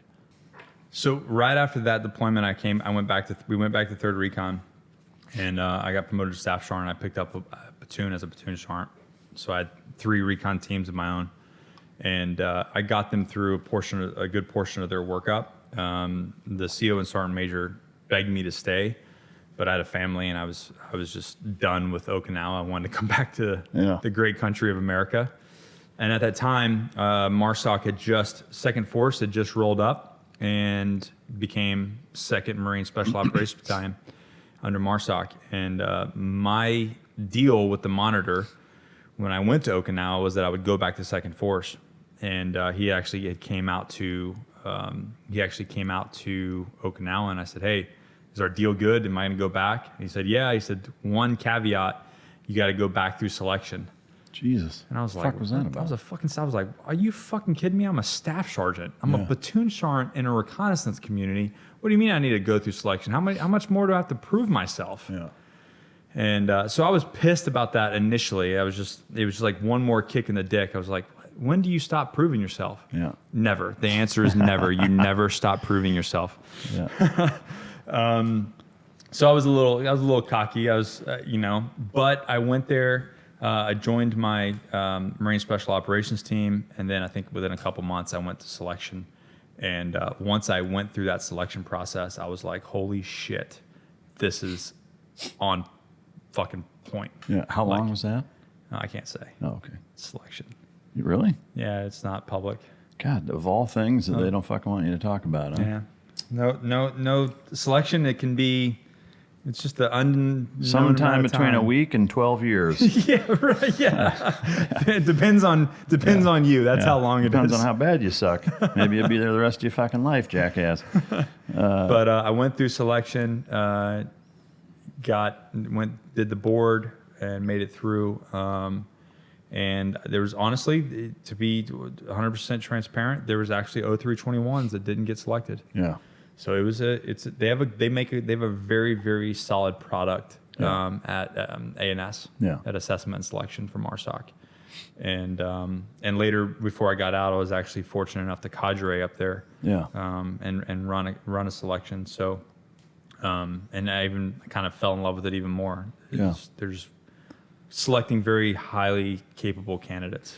Yeah, I will say, the time that I was fortunate enough to spend at the center being a SEAL instructor was, widely eye-opening in both good and bad ways. I mean, there were certainly peeks behind the curtain that were very Wizard of Oz-like in terms of being like, wah, wah, like that's really how it fucking works, or that's really how they decide who fucking gets this or what, but then there were other elements to it that were just remarkably fascinating, that I'll always be very appreciative to be a part of. But all right, so after that, how many deployments? Well, here I'll tell you this. I can tell you a selection story. Yeah.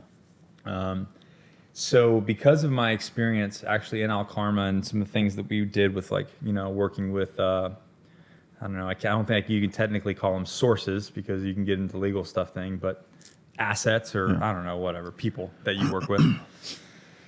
And having to work with indige people so much. So there's a couple scenarios. There's you go through selection and there's scenarios that you go through, team building exercises. Well, because I did so well at them, they thought that I cheated. I got in trouble because you can't be that fucking smart. And right, one of the team building things, one of the exercises was literally something that I dealt with in Iraq. Yeah, and it was like almost exactly the way that something happened in Iraq. And I was like, oh, I've done this before. I can talk. One, I'm a criminal, so I've talked to the cops. Yeah. So I know how that works. Talking about SEER school days. And then this scenario, like I just handled myself very well, and I almost got kicked out of selection because I did it so well. Yeah, I thought you were a fucking cheater. That's priceless. They were like, "Who fucking told you about this? Who gave you the leg up?" I'm like, nobody, I swear. Yeah. So in terms of deployments post, it was Afghanistan. It was all Afghanistan. All Afghanistan. Is that where you sustained your injuries, or did you get any of them in Iraq? Yeah, not really knowing it. We lost a good guy, Gary Johnston, in an IED explosion, and me and my point man got blown into a wall. And we were farther away from the other guys and the things, but that happened. I didn't really think about it. I re-broke my wrist in Iraq during a gunfight. We were getting shot at and had to jump over a berm, so I didn't get shot.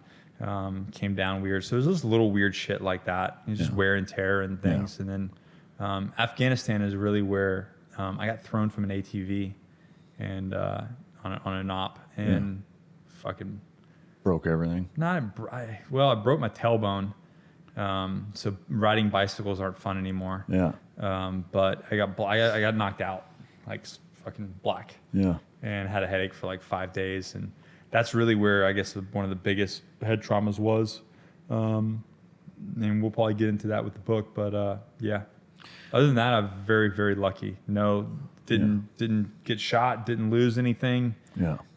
So the subsequent deployments in Afghanistan, what can you share about them in terms of what you guys were doing and successes, failures, et cetera? Oh man, the first deployment was just, I felt like such a shit show. We call it the spring break tour of Afghan of 2009, because our MSOT literally just got whored out to anything that needed to get done is what we did. And I think we moved 3 different bases. So we were in Shindan, then we were in Farah, and then we built actually Fob Murphy. Our team built Fob Murphy. Really? And then they destroyed it. Fuck. I don't know. I feel like sometimes it was like fraud, waste, and abuse of how much money was spent to build that fob, and then the government doesn't do that. Yeah, right.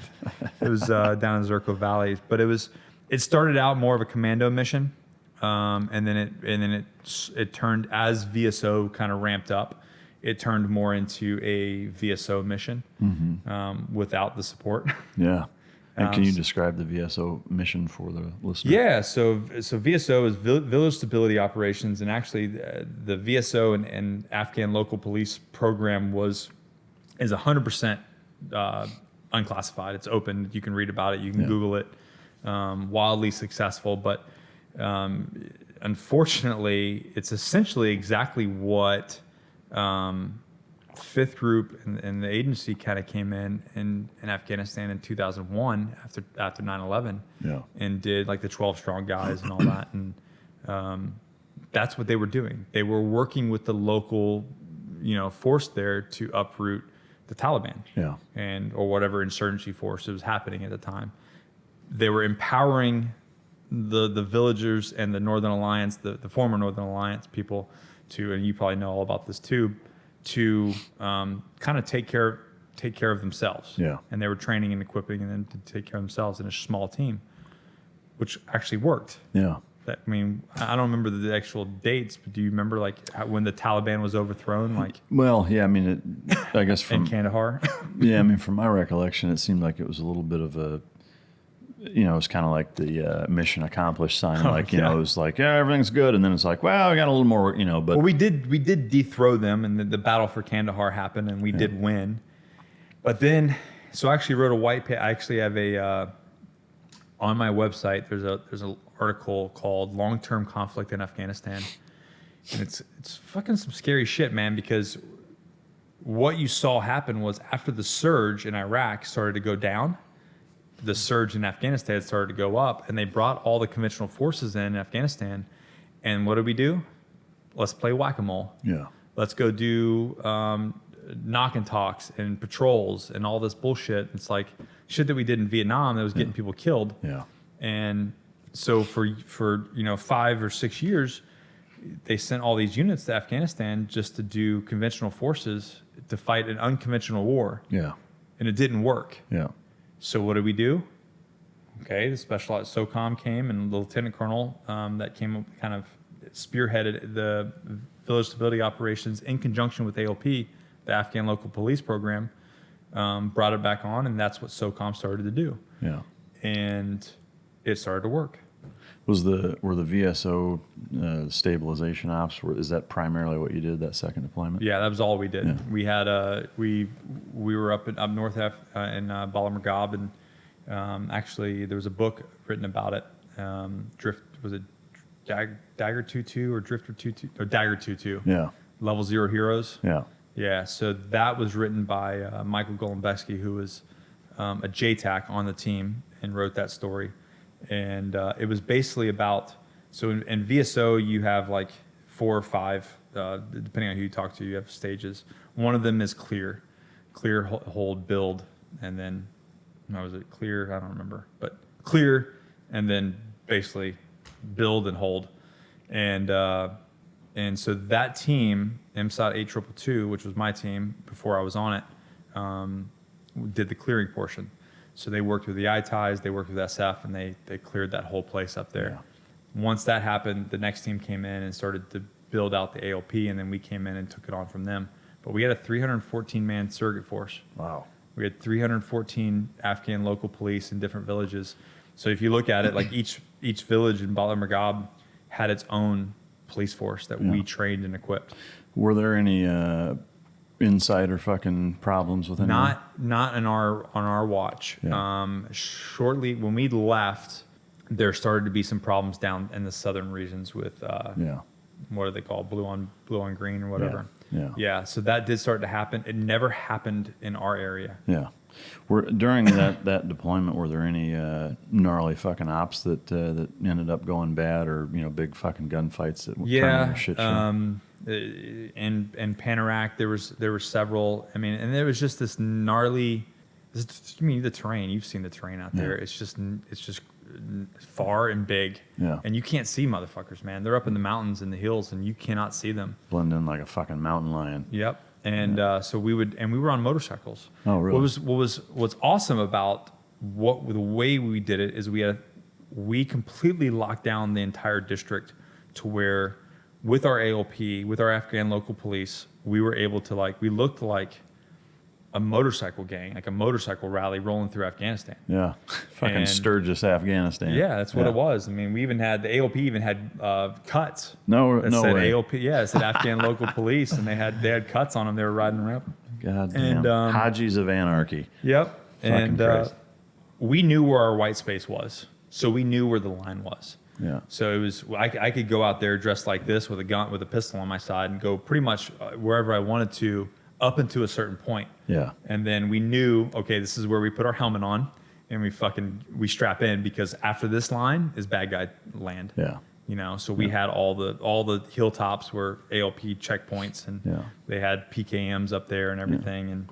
And but one of the ones that we did, which is this is another book that I want to write, but I want to make it basically based on a true story, because I don't want to. Yeah, there's some things that we can't really discuss on the Marine. But I would imagine this story is going to be a lot like Apocalypse Now, but modern day, because there's some crazy shit that was going on with us. But one of the last operations, a very famous picture of me and a buddy, another Nick of mine. Fucking crazy, man. It's like any private first class straight out of like infantry school would see this as a bad idea. But it was essentially, we were going to breach the hot gates. And we had the SOTF wanted to us to expand our white space, but they wouldn't support us with more money. They wouldn't support us with more guns. So it's like, okay, well, we can go down to this village and offer them something, but what are we going to offer them? Can you give us more AKs so that we can set up an ALP? No.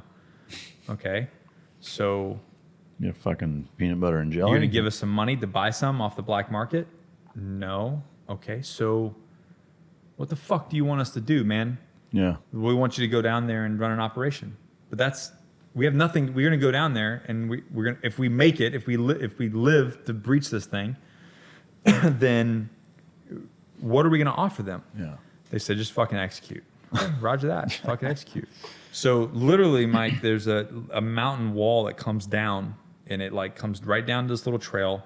There's probably a 3 to 4 foot dirt trail that we had intel that there was IEDs on the trail. And then there was a rushing river and then a mountain on the other side. Yeah, that's a good spot. That's a good place to run your force through, right? Yeah, perfect. So we were betting that the IED was set up more for like a vehicle weight. So we were rolling the dice that the motorcycles wouldn't set it off. Playing fucking IED hopscotch or what? Yeah. Jesus. So you ready for this?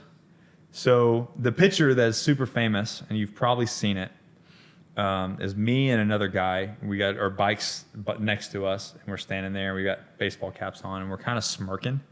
And we literally, this is like me at 12 years and him at 12 years, and we're like, and we've known each other for years, and we're looking at each other, and we're like, fucking, this is how we go out, man. Yeah. This is how we fucking eat it. Yeah. Like after all this shit, after our whole career, because we actually were in Iraq together, we were in Fallujah at the same time. We were in our first deployment in Afghanistan. We were together, and then we were on the same team. Finally, we were on the same team our last deployment, and we're just like, how the fuck? How this is what's gonna get us? This fucking stupid shit that we know better. Yeah. So him and I fucking like led the charge, man, right through the thing. He was on this piece of shit Parwaz, and I shit you not, we breached the fucking the Tangi, we called it the hot gates. Immediately started taking fire. This fucking asshole, my friend, Nick, this asshole's battery falls off his bike and starts dragging through the dirt. Oh, God, through an IED field. Through the fucking route. Holy shit. So I'm like, but his bike's still running. Yeah. His bike's still running. So, and I'm looking at it going, and I told him, your bike is a piece of shit. Why don't you get a different bike? And he's like, no, because it had more CCs and it was more like a mountain bike. And my bike was more like an Afghan like Road King. Yeah. And his was more like, it was more meaty and a little bigger, a little bit more like an CCs. Enduro. Yeah, more like an Enduro, yeah. But it was a piece of shit, man. Yeah. So his battery was literally hanging by the fucking positive cable, dragging through the dirt. So I stop, I get my M110 SAS up, I get up, I'm returning fire. He's getting his fucking battery. He puts his battery in his lap. Holy shit. And we keep fucking, and he like gets back on the bike, and then we keep fucking cruising. And then we get to the house. You know, we make entry to the first house, and then we set up, and we're taking fire from one side and across the river from the other side. And it's just the two of you. No. We have fucking like AOP. Yeah. I mean, I don't even remember how we probably had 70 something Afghans with us. Oh, okay. And then there's probably, I don't know, 10 gringos. Yeah. Yeah. One of which was a human minesweeper dragging a battery. Yeah, dragging this fucking, I hope he listens to this. Probably won't, but anyway, so I've never told the story.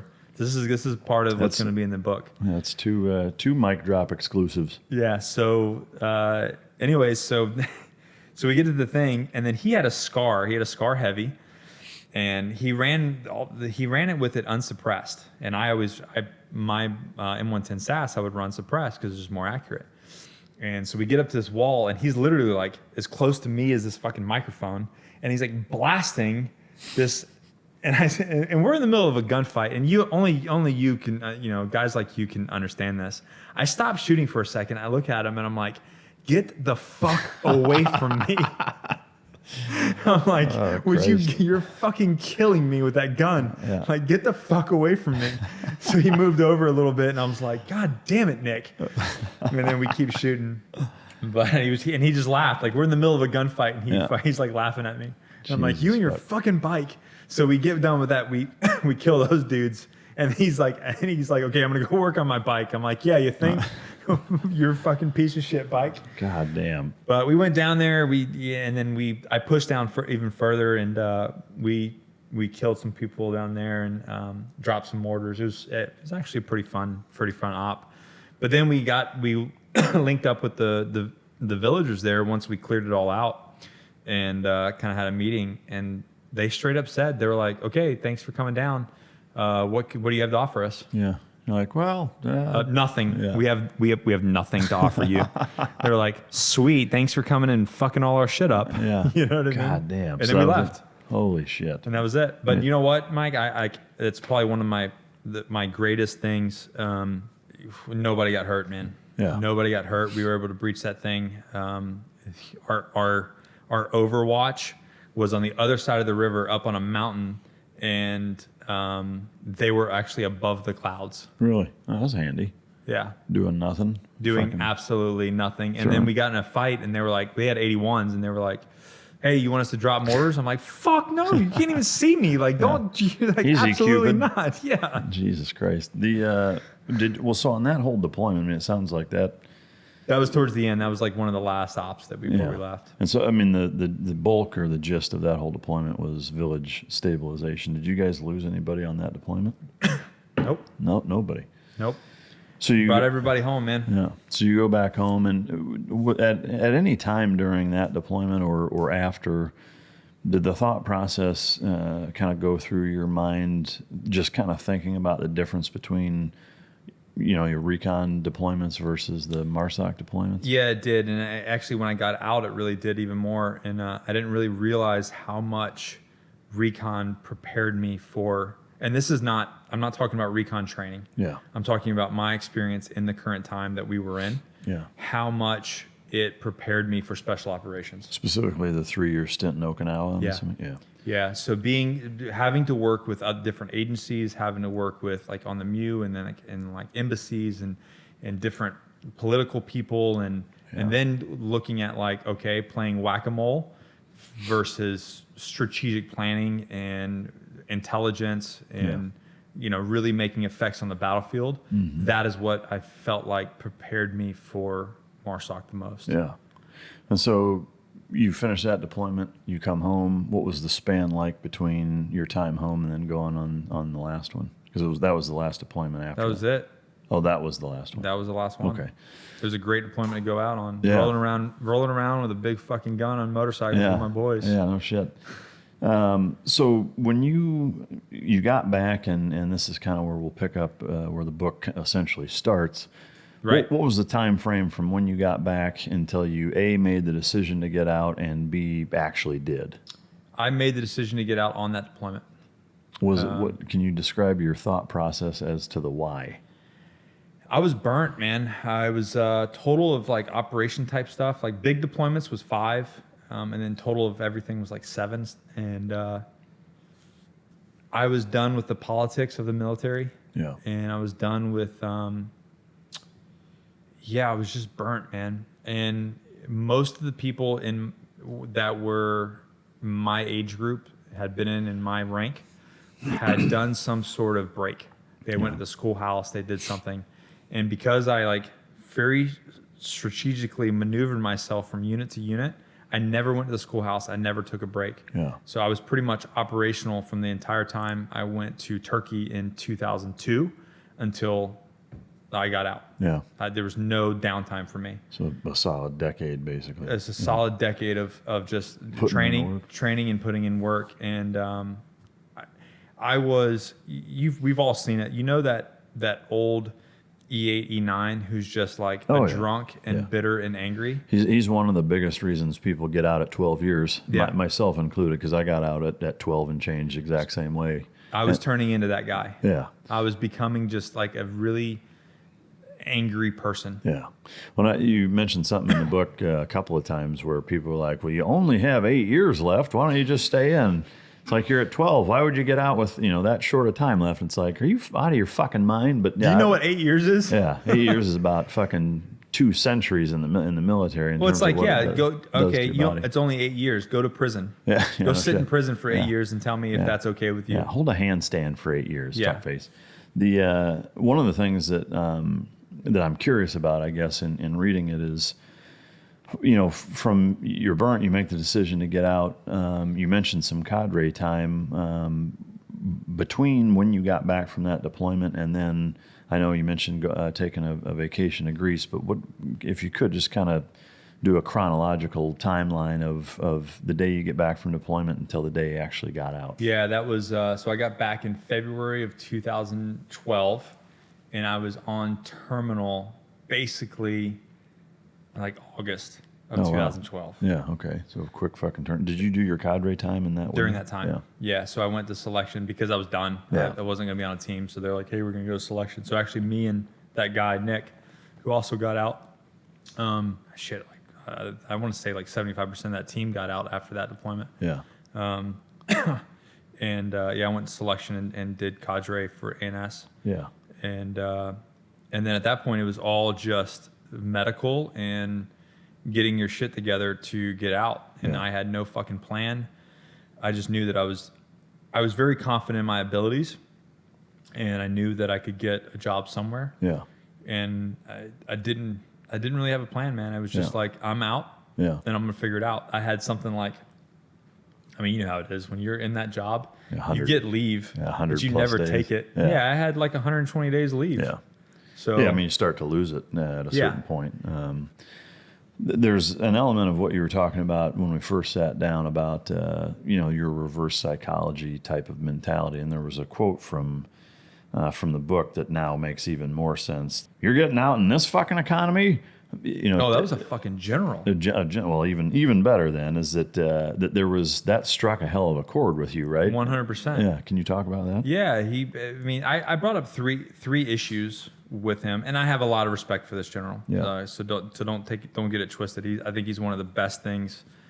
He's one of the best generals that ever served MARSOC and probably in the Marine Corps, hands down. But that one thing he said, I just didn't agree with him. And he's a general officer, so he's kind of he's institutionalized, and that's his whole world. Yeah. So he's looking at a staff sergeant with 12 years in, going, What the fuck are you gonna do? "What the fuck are you gonna do, dude?" Yeah. And I was like, "Well, thanks to you, sir. I have a fucking hell of a resume Yeah. and a TSSCI, so pretty much any fucking thing I want to do." Yeah. And the reason why I said that is we had and we still do, the Zone C people in the Marine Corps. And Zone C, for the civilian people who are listening, is like, say you have your first 4 years, or your first 4 years, you're Zone A. And then your next 8, once you get to 8, you're Zone B. And then you get to 12, you're Zone C. I hope that makes sense. Yeah. So the Zone C bonuses Are non-existent. they were non-existent. Yeah. So it's almost like they were giving the brand new guys like 90 G's to come in, but it's like, dude, they want to come in. Yeah. Oh, and they don't have shit to offer either, except a young, strong back and a fucking naive attitude. Right. But now you have a guy who's he is your resident expert. Yeah. Like that 12, 13 year mark, that dude knows how to, he not only is he not senior enough to be out of a team, but he actually has all the experience and all the know-how to do everything. Yeah. We had the exact same issue. I mean, verbatim, exact same issue. What pissed me off too was that, just before I got out, or as I was getting out, the higher ups in all their fucking glory decided to institute, on top of the zoning, reenlistment structure that was bullshit of forcing guys with a decade plus of a lot of experience out, who are your most valuable guys.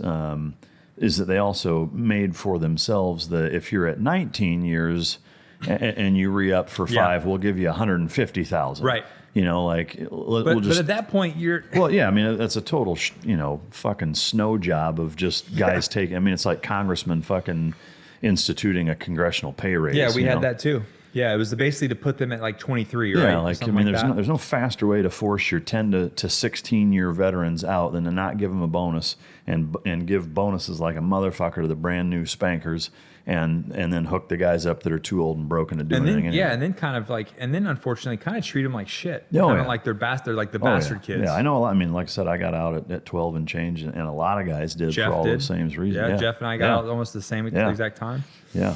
There's the way that you describe the actual getting out process, and by that I mean the day that you separated, I think will resonate with a lot of people, myself included, is that you have this mental, perspective or idea in your mind of how that's going to be, and it's like you just won the fucking Price is Right, and it couldn't be further from that. No. It's like the most benign, anticlimactic fucking kick in the balls, like holy shit, like that's really it. That's it. Like you really come to terms with how fucking disposable you are. And it's crazy because like you got to think, here's an individual that went through selection process after selection process, after buds, after training to be this thing, right? Yeah. And then when it's time to go, yep. Yeah, it's fucking, who are you? Well, and to me, like that's one of the shitty things of the military is that unless you do 20 years. Nobody gives a fuck, and even then, they only pretend to give a fuck for a ceremony. They don't really. It's actually a pain in the ass. Yeah, I mean, most people are like, God damn, we got another fucking retirement to go to. I got to get my uniform ready. They don't want to go there anyway for most of them.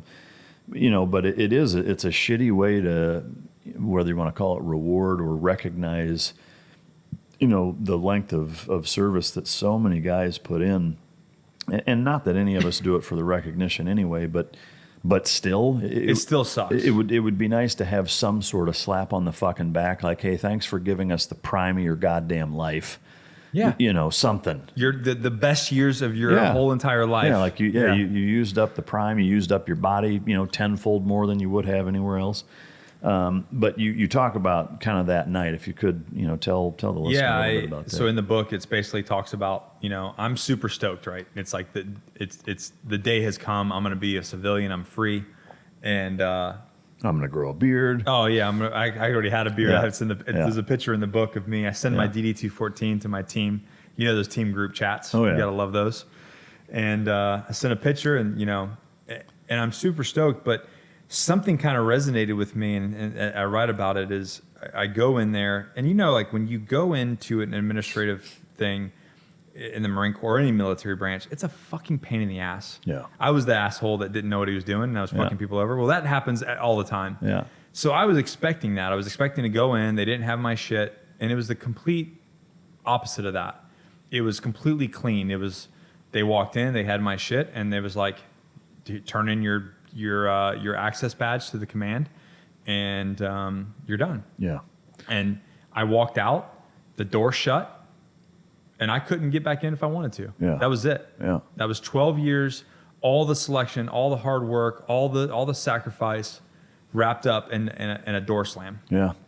And my heart kind of sank. Yeah. Now I didn't admit it, but like inside I was like, holy fuck. Yeah. All that just ended with a door shut. Yeah.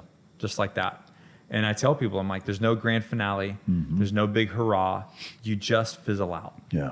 You just fade away. Yeah. Well, and to further kind of dramatically hammer that point home that night, like it's even a further sad indication of that. Yeah. I come home, and you would think that it's supposed to be like a big celebration, and because of being gone for, I was in for 12 years. I was married for almost the entire time of that.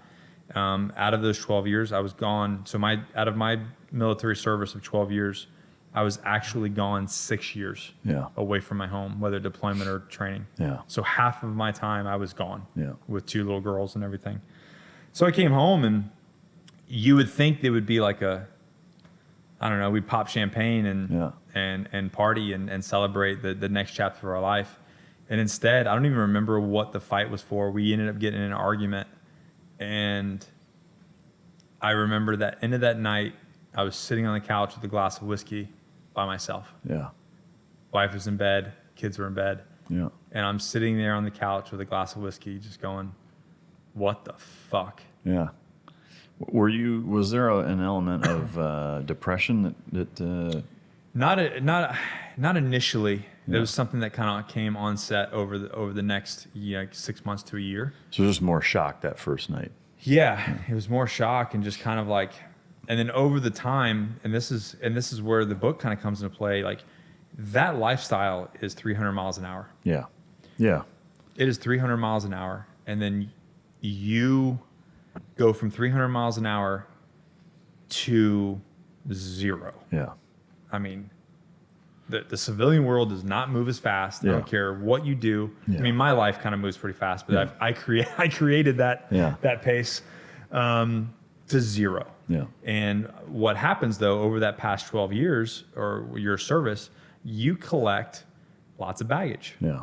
But it's the caboose. You're not having to deal with it because you're moving at 300 and it's moving at 300. But the Yeah. problem is when you stop, Yeah. all that baggage is still moving 300 miles an hour and it hits you right in the back of the head. It slams you right in the ass. Slams you right in the ass.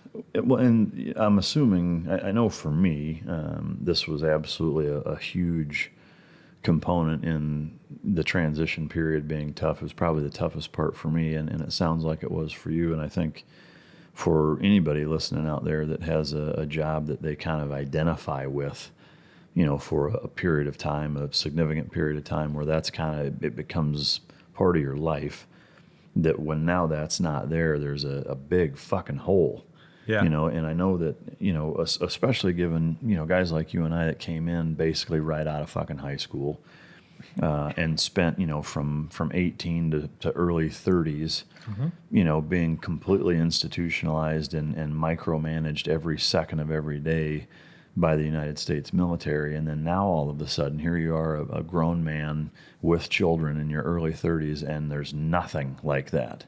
And the hole that exists because, you go from being, for me, it was like I was known as a SEAL. You were known as a Raider or MARSOC, Force Recon guy. And that's your identity. Like, you really don't have a personal identity. You're a fucking Raider. Everything that you, like the way you eat, your Everything. gear, your garage, Yeah. the way you train, everything. the guns that you have, everything that revolves, the kids who your kids hang out with, the schools, everything. your whole life. Yeah, your whole cultural existence is that. And, I think for a lot of people, that again, something that I think surprises most people who have not served is that, the U.S. military and the government does a spectacular job preparing us to go to war, by and large. And that's their mission. Yeah. What they do a equally spectacular piss poor job of is coming back from it Yes. and actually getting out. Is that 100%. I don't give a fuck. Yeah. And there's actually one thing, and forgive me if this is completely fucking incorrect, but I've read that, back again in the times where your heritage, has a lot of folklore and pop culture behind it now, is that they actually focused really heavily on when guys came back from war or were getting out or whatever, is that they would send them to these almost, what you'd consider in today's day and age like a retreat spa kind of thing, where you spend, weeks or even months decompressing and going through these different protocols to fucking unwind your mind and not just throw people right the fuck into civilian populations after they just were in combat or just spent 12 years. Because it's very similar, the feeling of, I was in Baghdad fucking 3 days ago and now I'm in fucking Coronado having a piece of pizza at fucking Island Pasta or whatever. Like that's a shitty spot to put guys in. That was the way it was for me almost every deployment. Yeah. Like you would be literally in a gunfight, and then within 72 hours you're in your living room and your kids are crying. Yeah, and it's it's a fucking shitty spot to put guys in, and I think it's equally shitty, or possibly even more shitty, to have 12 years or however long and just, all right, thanks, and you're just fucking, that's it. Yeah. And it shouldn't, be a secret or a surprise, rather, that the type and severity of issues that exist with a lot of combat veterans exist the way they do because of how the transition process is not very, or at all regulated by the U.S. military. If you could talk to the struggle that you had going from, a super institutionalized, micromanaged military mentality and then just kind of disappearing, getting out, the loss of the tribe that you're used to being surrounded by. Yeah, and I think that's where all the problem stems from. One, when I left, I didn't think I had any issues. I was right as rain. Ready for civilian life. In my mind, I was already transitioned to a civilian. But the problem, like you said, was I didn't actually know who I was. Yeah. We have to find it, really. If I'm not a Raider or a Recon Marine, then what am I? Yeah. And who is Nick? Yeah. And that's where I struggled, and I got out, and you talk about this like brotherhood, right? And all your friends and all that, everything that's on your team, and like, Raider for life kind of thing, SEAL for life, and that everybody's going to have your back. And that's all, unfortunately, it's all a lie. Well, it's only there when it needs to be. Right. Which is on active duty. Right. And then when you're out, man, you're out, man. Yeah. You're not in the club anymore. Yeah. And I felt that really, so it was multifaceted. So I felt that. I lost grip of it started to hit me that I was no longer this thing, but I didn't know who I was or what I wanted. And on top of that, all the baggage from all of our friends that were gone and, things that had happened was just colliding with me. I mean, I remember like the guys that we lost in Iraq, our friends, I had never even thought about that. Because I got back from that deployment and I went right into another platoon, and then I went right to MARSOC and went right to another workup and deployment, and I just moved on. Yeah. And I didn't process the events that happened to me in 2006 until 2013. Wow. And I remember I started to see Gary Johnston and Dustin Lee in a crowd.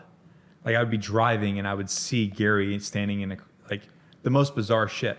And obviously I'm not seeing him. My mind is seeing someone that looks like him, but he's now all of a sudden he's on the forefront of my mind, so that I'm picturing him in things. Yeah. All this stuff kind of started to resurface, and in conjunction with that, like now when you stop moving, you're in your early 30s. I started having testosterone issues. Yeah. I didn't know about that. Mm-hmm. So like I was not sleeping. I didn't sleep from 2009 to 2014. Wow. That night. So I had 5 years of not sleeping. Yeah. And so you put that on top of it, and then you have now your testosterone is low because you've damaged your pituitary gland, and so your endocrine system is completely shot. And now you've slowed down, so you live at this high adrenaline lifestyle, and now everything is crashing. Your body's crashing. So all of a sudden you're putting on weight that you never had in your entire life. Yeah. You're in your early 30s, and you're like, what your whole life is falling apart. Yeah. You don't want to be around your kids. You don't want to be around your wife. Everything just sucks. Yeah. And you think that everyone else sucks, but really it's just you that sucks. Yeah. But you don't understand that. But you don't understand that or why. You don't understand what. No one told you these things were going to happen. Yeah. And I don't want anybody to think listen, oh, poor you or anything like that. No, fuck all that. Yeah. There's no entitlement. There's no victim. So anybody and I'm going to get to this in a second because I just had a conversation with a veteran about this. There's no pity parties for vets. Do not feel sorry for veterans. They signed the dotted line. They volunteered. There's no draft service. Yeah. You know what I mean? We all volunteered. Most of us volunteered multiple times. So you get what you get, man. And what I say is, what you're talking about, the military's job is to train and equip people to fight and win our nation's battles. They're not there to make Nick a good civilian. I think they should be, though. I mean, I really do. I think they could do a better job. Yeah. But their focus is... No, I mean... Their focus is to fight. Yeah, I guess let me rephrase that, is that the U.S. government, I think, has a responsibility to people that do volunteer. Now, I don't think the military should be in charge of it. Don't mistake that. And for anybody listening, no. Just the entire reason the Warrior Dog Foundation exists is because the U.S. military, specifically special operations and police units, their job is to win wars, police the streets, whatever. And in terms of the use of canines, it's their job to get them ready and whatever. Yeah. When that job is over, you can't use the resources that you've been using to prepare dogs for combat or for policing operations for the retirement. Having said that, because it's only going to detract from the mission, and similarly with the military. However, I think that the U.S. government and the Department of Defense, especially because it's an all voluntary force, is that there is a level of ownership and responsibility that falls on the shoulders of the U.S. government, Department of Defense, to create, whatever it is, a unit, another fucking branch. I mean, whatever you want to. But they like far as the Marine Corps has, they think that they have. Yeah, well, they haven't. That they think that they have, and unfortunately, so I told them that I would go on Camp Lejeune and I would give talks about this book and my experiences for free. Yeah. And I almost got ran out of there because the Transition Assistance Program, TAPS,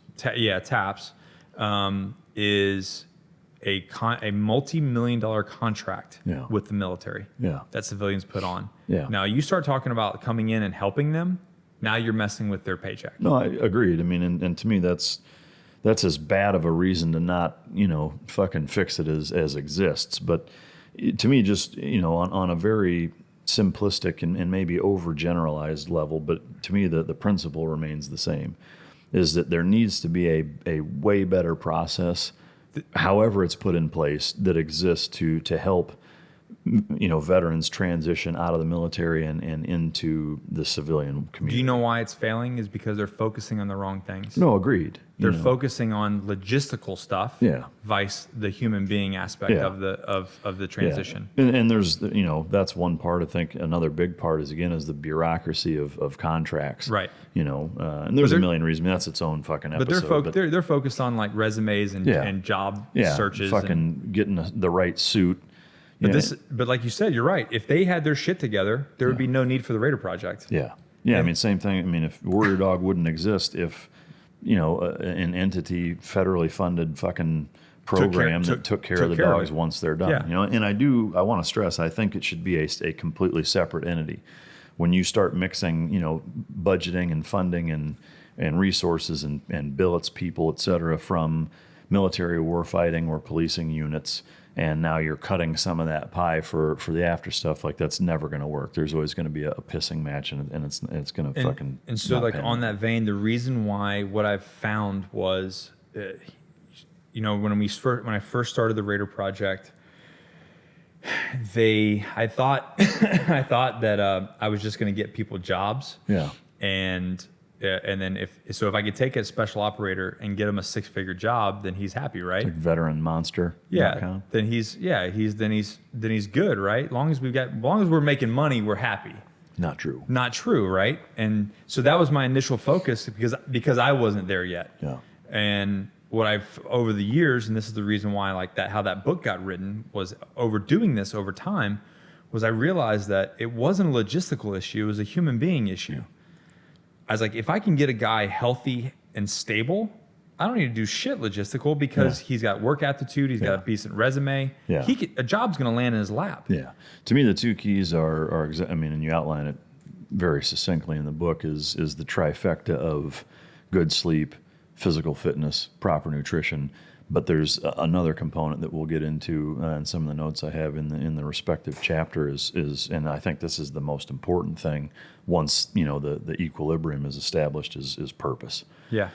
Because if they have those three things and a purpose, fucking sky's the limit. But I'll use that as a segue into the first two chapters of the book are essentially a synopsis of what we're talking about, which is excitement of getting out. Yeah. But then the apprehension, which is the shortest stage, by the way. Excitement. It's about 20 minutes, and then the door shuts. And the door shuts, and you're like, wait a minute, you're holding the bag, like, fuck me, what just happened? But then the apprehension of the unknown also. And so if you could just kind of, we've already kind of circled that a bit, but the excitement and apprehension phase of step one and imagine, step two. like for you guys listening, like imagine being, it's almost like I hate to keep making fun, like equating it to prison, but imagine being in prison from the time you're 18 till you're 32. Yeah.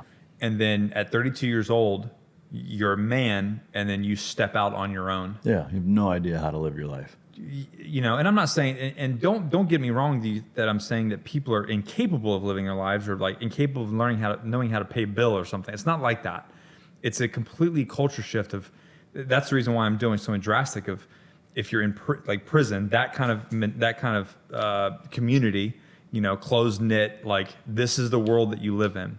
And then you step out on the street and there's fucking Walmart and Starbucks and people and cars and all this kind of stuff that you've never even been exposed to. That's what it's like. Yeah. Yeah, no, absolutely. And you're like, okay, so what about healthcare for my family? What about this? What about, you know, how do I navigate the VA? How do I get my own healthcare? Yeah. I got to pay my bills, my mortgage.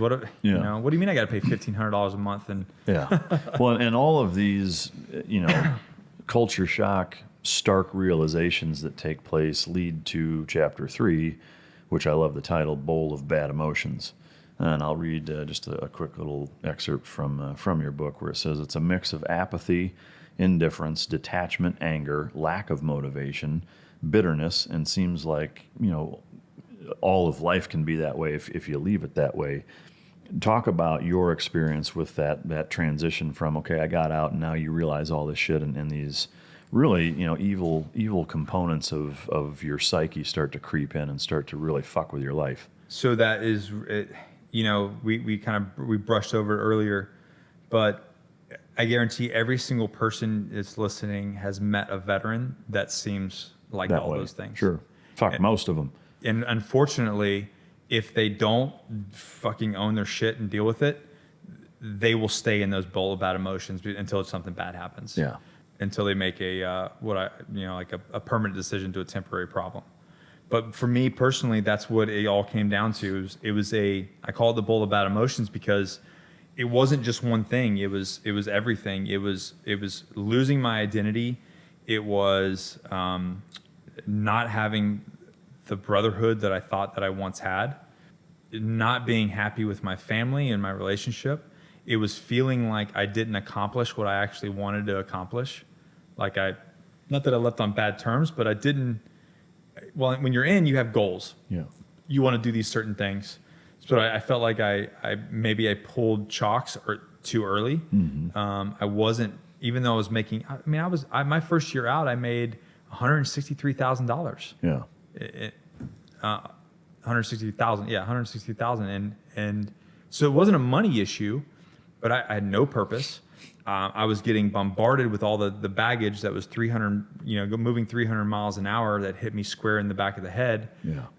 So it was across the board everything, and then on top of that, my testosterone was at a 190. Yeah. And I'm 31, 32 years old. Mm-hmm.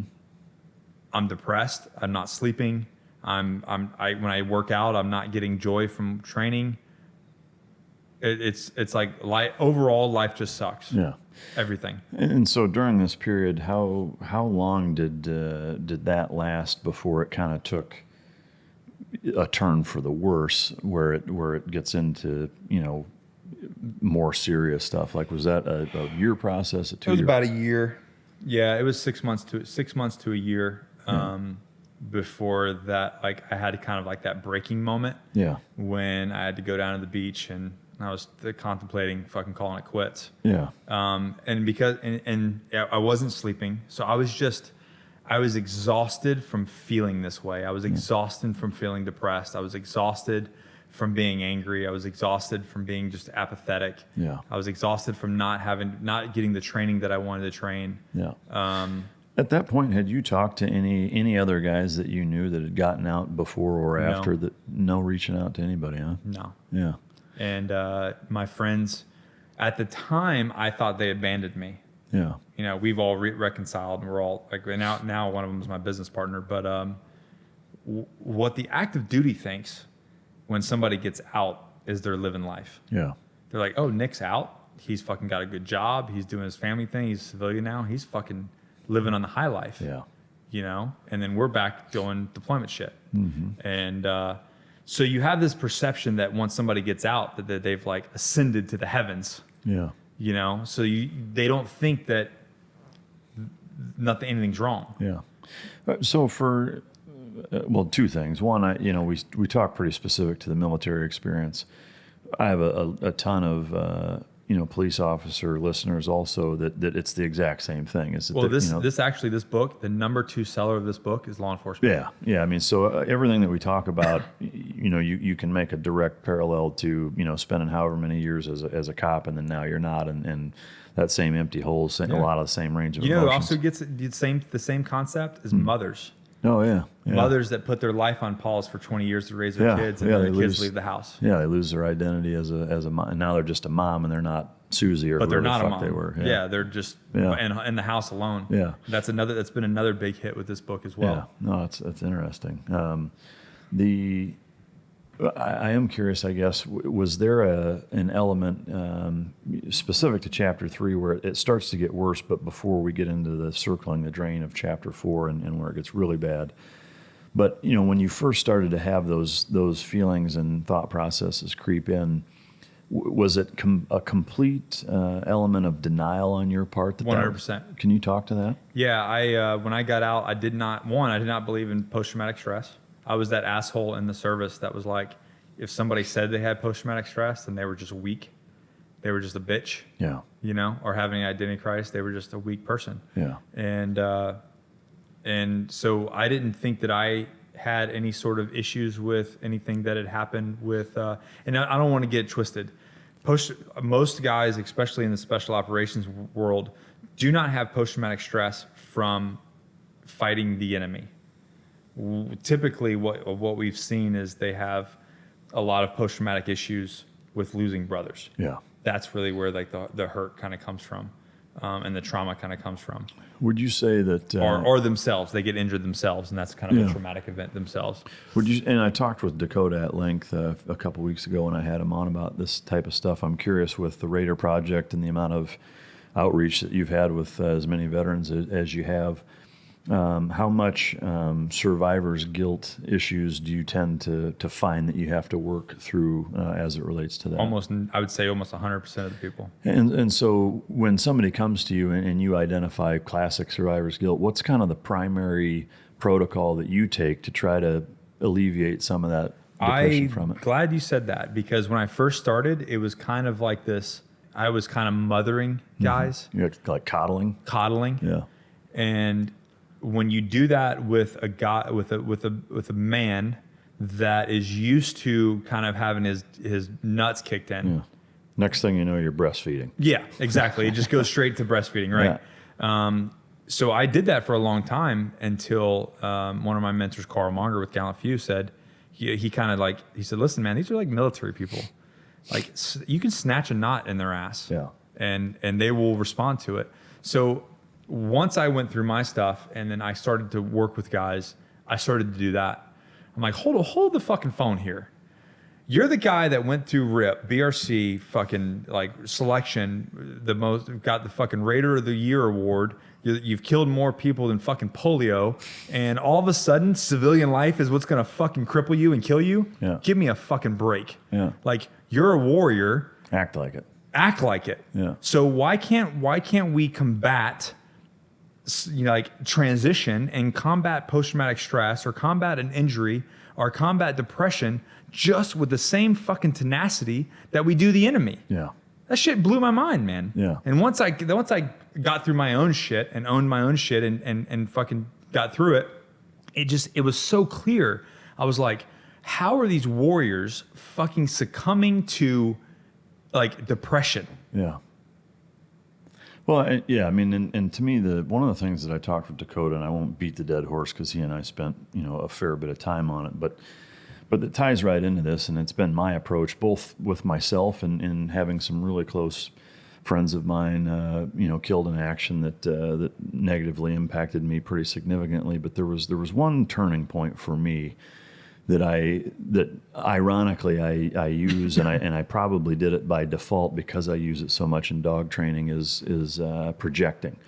Is I always try to put myself in the dog's shoes to see, okay, how am I, like if I'm having a problem with a dog, I can't get him to do what I want, what am I doing wrong? Like, what I need to do first is put myself in the perspective of the dog and understand from his, viewpoint, what is going on and what the fucking problem is. And I took that same approach with my, lost brothers, in that, if I now put myself in their shoes, and I was one that didn't come back, and I saw one of them sitting around squandering their life. Yeah, feeling sorry for the fucking opportunity that I didn't get. Like, I would bitch slap them. Yeah. And so for me, like, that's what made it really fucking clear cut for me to say, I'm going to fucking maximize it. There's going to be times where I have bad days, but ultimately, like, we are on borrowed time. Yeah, every time, that I might feel sorry for myself, or wail at the thought of them not being here anymore, or whatever. Ultimately feeling sorry for myself is that I need to remember that I got a shot that they didn't get, and at its if you don't live it, you squander it. At its most root level, like, if you want to honor them, don't waste that fucking opportunity. Yeah, go crush life. Yeah, and that was the turning point for me. So on that vein, like, talking with a veteran. So say I got a call, not a veteran, say anybody, anybody that's gone through something like this, that they find themselves stuck. So they've got the bowl of bad emotions. They're all the bad words, right? They're sitting on the couch and they're miserable. Their wife sucks. Their kids suck. Their whole life sucks. So I'm on the phone with them, or I'm talking to them, or whatever. Have a coffee with them, and I'm like, okay, so all this sucks, right? So what are you doing about it? What's your action? Well, nothing. Oh, and you think doing nothing is going to fix the fucking problem? Yeah. If you're depressed, and you're literally not taking any action whatsoever to change the situation that you're in, well, you're going to stay in that situation. You think by sitting on the couch and playing fucking Heyday on your phone, or playing Xbox, or watching fucking Netflix on repeat is going to change the situation? No. Yeah. Get your fucking ass out of your house and go to the gym. Yeah. But a beautiful analogy you use is if you're broke down on the side of the road, like, to me, that's a perfect fucking description. Are you just going to sit there? Or are you going to fucking do something? Change the fucking tire. Yeah, change the tire and get back on the fucking road. No, absolutely, and that's a little ahead of ourselves in terms of kind of 7 say outlining the book, but it's an apt point to bring up, in that now where you find yourself kind of coming to that epiphany, if you will, is the chapter 4 of Circling the Drain, and this is where you contemplate suicide, the low T and brain injury that you didn't even realize at the time playing a huge role in that. But if you could talk about that miserable night that you almost broke, and the catalyst, at least from what I gathered, was something as simple that we all have probably encountered at one point or another, which is seeing a couple of your former teammate buddies on a social media post out having a fucking blast without you, which was they were actually, and these are two of my best friends, and we've talked about this, and they actually, it's kind of a funny story. I gave the 7 stages of transition keynote 1 year, and it's kind of like a snapshot of the book, but it's an hour-long keynote on the website, and they did not know that situation happened until I told the story on stage. Yeah, it's wild. It was kind of a kick. I didn't really even think about it at the time, because I already had moved past it and forgiven whatever and moved past, but they were damn near in tears when I came off the stage, and they were like, I had no idea, and I'm sorry, and that will never fucking happen again. Yeah. But they were literally down the road, man. They were down the road from my house, out having out having fun, having a beer. Meanwhile, I'm in fucking the worst place of my life. Yeah. I'm just overly exhausted, and everything sucks so bad. And when I saw that, I felt like my entire life was a lie. Yeah. I felt like I had been lied to. Go join this unit, do this, you're going to be great, do all this stuff, serve your country. I felt like every bit of it, every deployment, every fight, every firefight, every training op that I ever went on, all of it was for fucking nothing. Yeah. It was all, I wasted the prime of my life. The brotherhood, everything that I worked for was all bullshit. Yeah. So it's amazing how something that small can be such a huge catalyst for that train of thought. But yeah, right. And but it's not just that one thing. It's a buildup of things over time, and there are a million things happening. But it's just that one thing that you see that's just like, I'm fucking done. Fuck this. I'm out. Like, I'm exhausted. I want to rest. Yeah. So I did, man. That was the night that it was late at night, and I just family's there at the house, and I fucking stormed out, got in my truck, and drove down to the beach, and I was totally intent on calling it quits. What was going through your mind at that point in terms of how you were actually going to execute it? Had you thought that far ahead? Oh yeah, I had a gun. I was gonna just go down to the beach and knock it off. So what? Walk us through how it ended up obviously not happening. I was furious. I remember screaming at the top of my lungs, and I screamed until I couldn't scream anymore. And I remember hearing the waves, and I'm a big water guy, you know. Maybe it's because of my Creek heritage or the amphibious reconnaissance side or I don't know, but everything. Something about the water just really equalizes me. Yeah. There's some, you know, and you can talk about frequencies and we can get real hippie real fast. Yeah. Which SEALs love to do. So SEALs go hippie faster than anyone when they get out. Not this one. No, not Mike. Yeah. So I was screaming. I had it, and I was ready to do it. And I remember hearing the water, and I was thinking about my babies. And I mean, I was right there, Mike. I was right there. I mean, did you have gun in your hands? Oh yeah. Yeah. Did you ever actually go as far as to putting it in your mouth? No, I didn't do the mouth. I was like temple. Yeah. I was smarter than that. I've seen people like try to kill themselves and blow their eye out and live. yeah, fucking blow their jaw off. Yeah. No, I was gonna do it, man, and I just thought about my girls. I was hearing the waves, which are very calming. I mean, people play that shit in their bedroom at night. So I always piss myself when I do that. No, I'm kidding. I hear the water. I'm half awake. Woke up from a weird fucking dream, saying I'm pissing my. No, I'm kidding. But, you know, like it was super calming, and then I'm just picturing, you know, at the time my daughters were young. I mean, she had to have been 5 or 6, yeah. The youngest, and then 9, 10, something like that. And they were so cute. You know, that's like pre-puberty age. Yeah. They're so cute at that age. When they're still cute and not attitudinal little shits. Right. Yeah. Now they're just more attitude. Yeah, they're just spicy. Yeah. I still love them, but they were just so cute, man. And I that was really what did it, man. Was the responsibility of them in conjunction with the waves, and I just didn't have the balls to do it. I didn't have the balls to leave them. Yeah. Yeah. I'm glad you didn't. Yeah. So am I. Were there other emotions? I mean, you were angry at first. Was there a point where, you know, where you kind of came to grips, or there was that maybe relief of deciding not to and wanting to live, that there was kind of a release of emotion where you were crying? Yeah.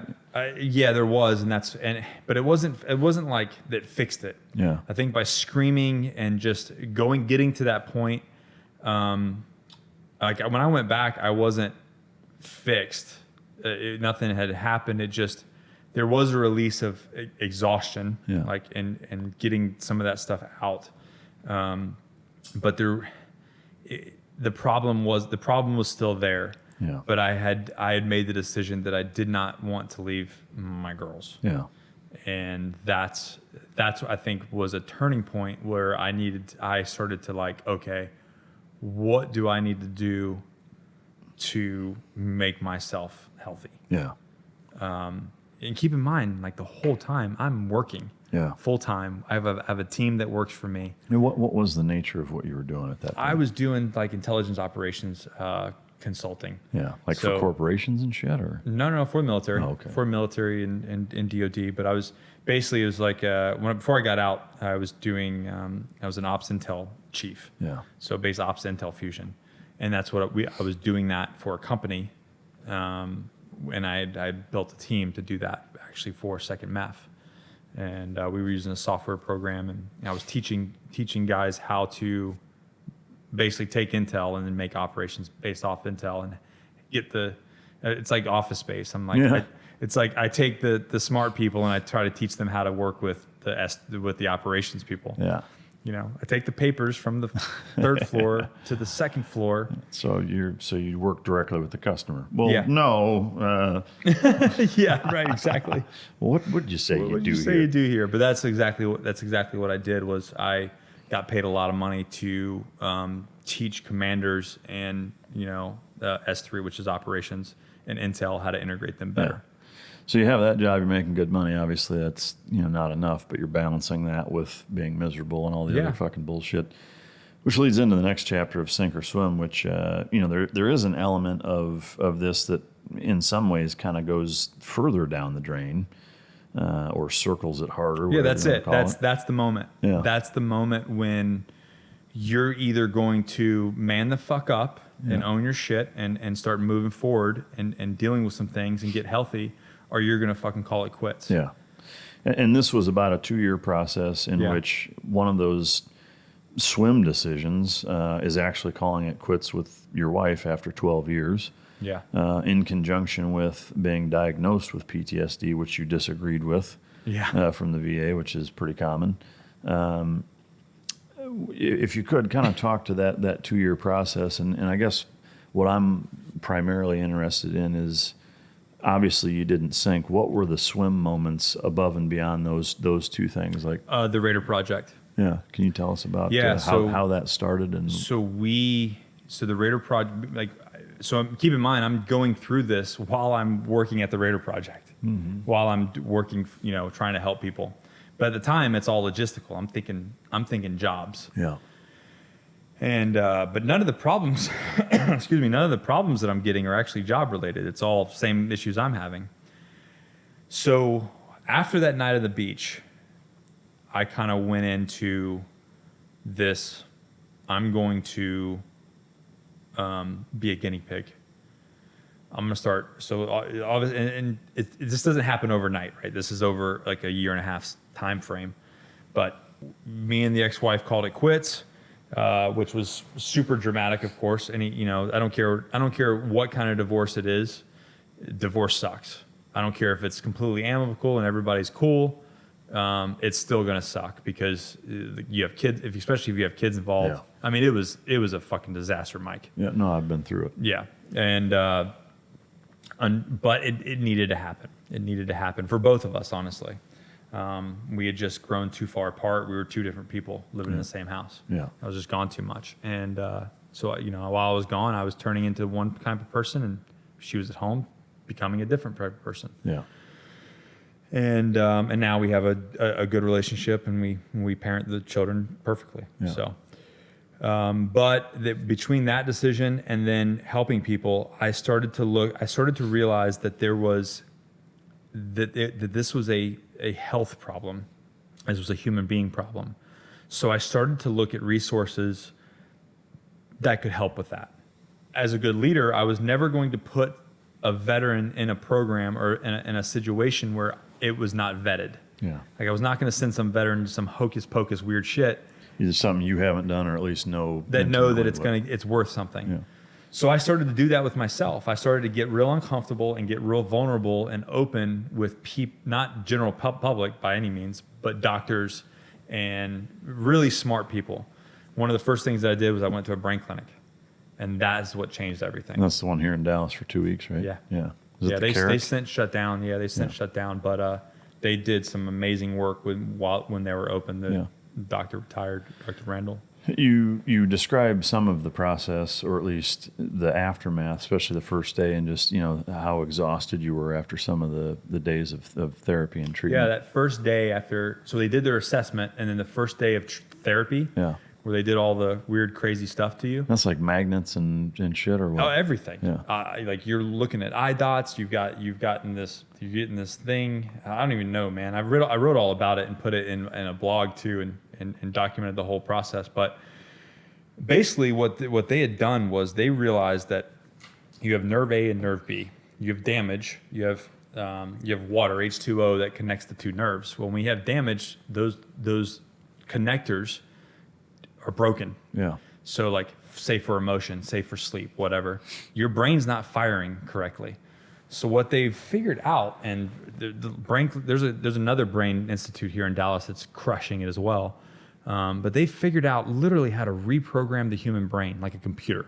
It's like remapping those nerve waves? Remapping those nerve waves. And that's what they did. That first day of training, that therapy, I slept, I want to say like 10 fucking hours, Mike. Yeah. It's the first time in 5 years. I got to the hotel, the sun wasn't even down, and I passed out until the next morning. What's the name of the new clinic that you know of?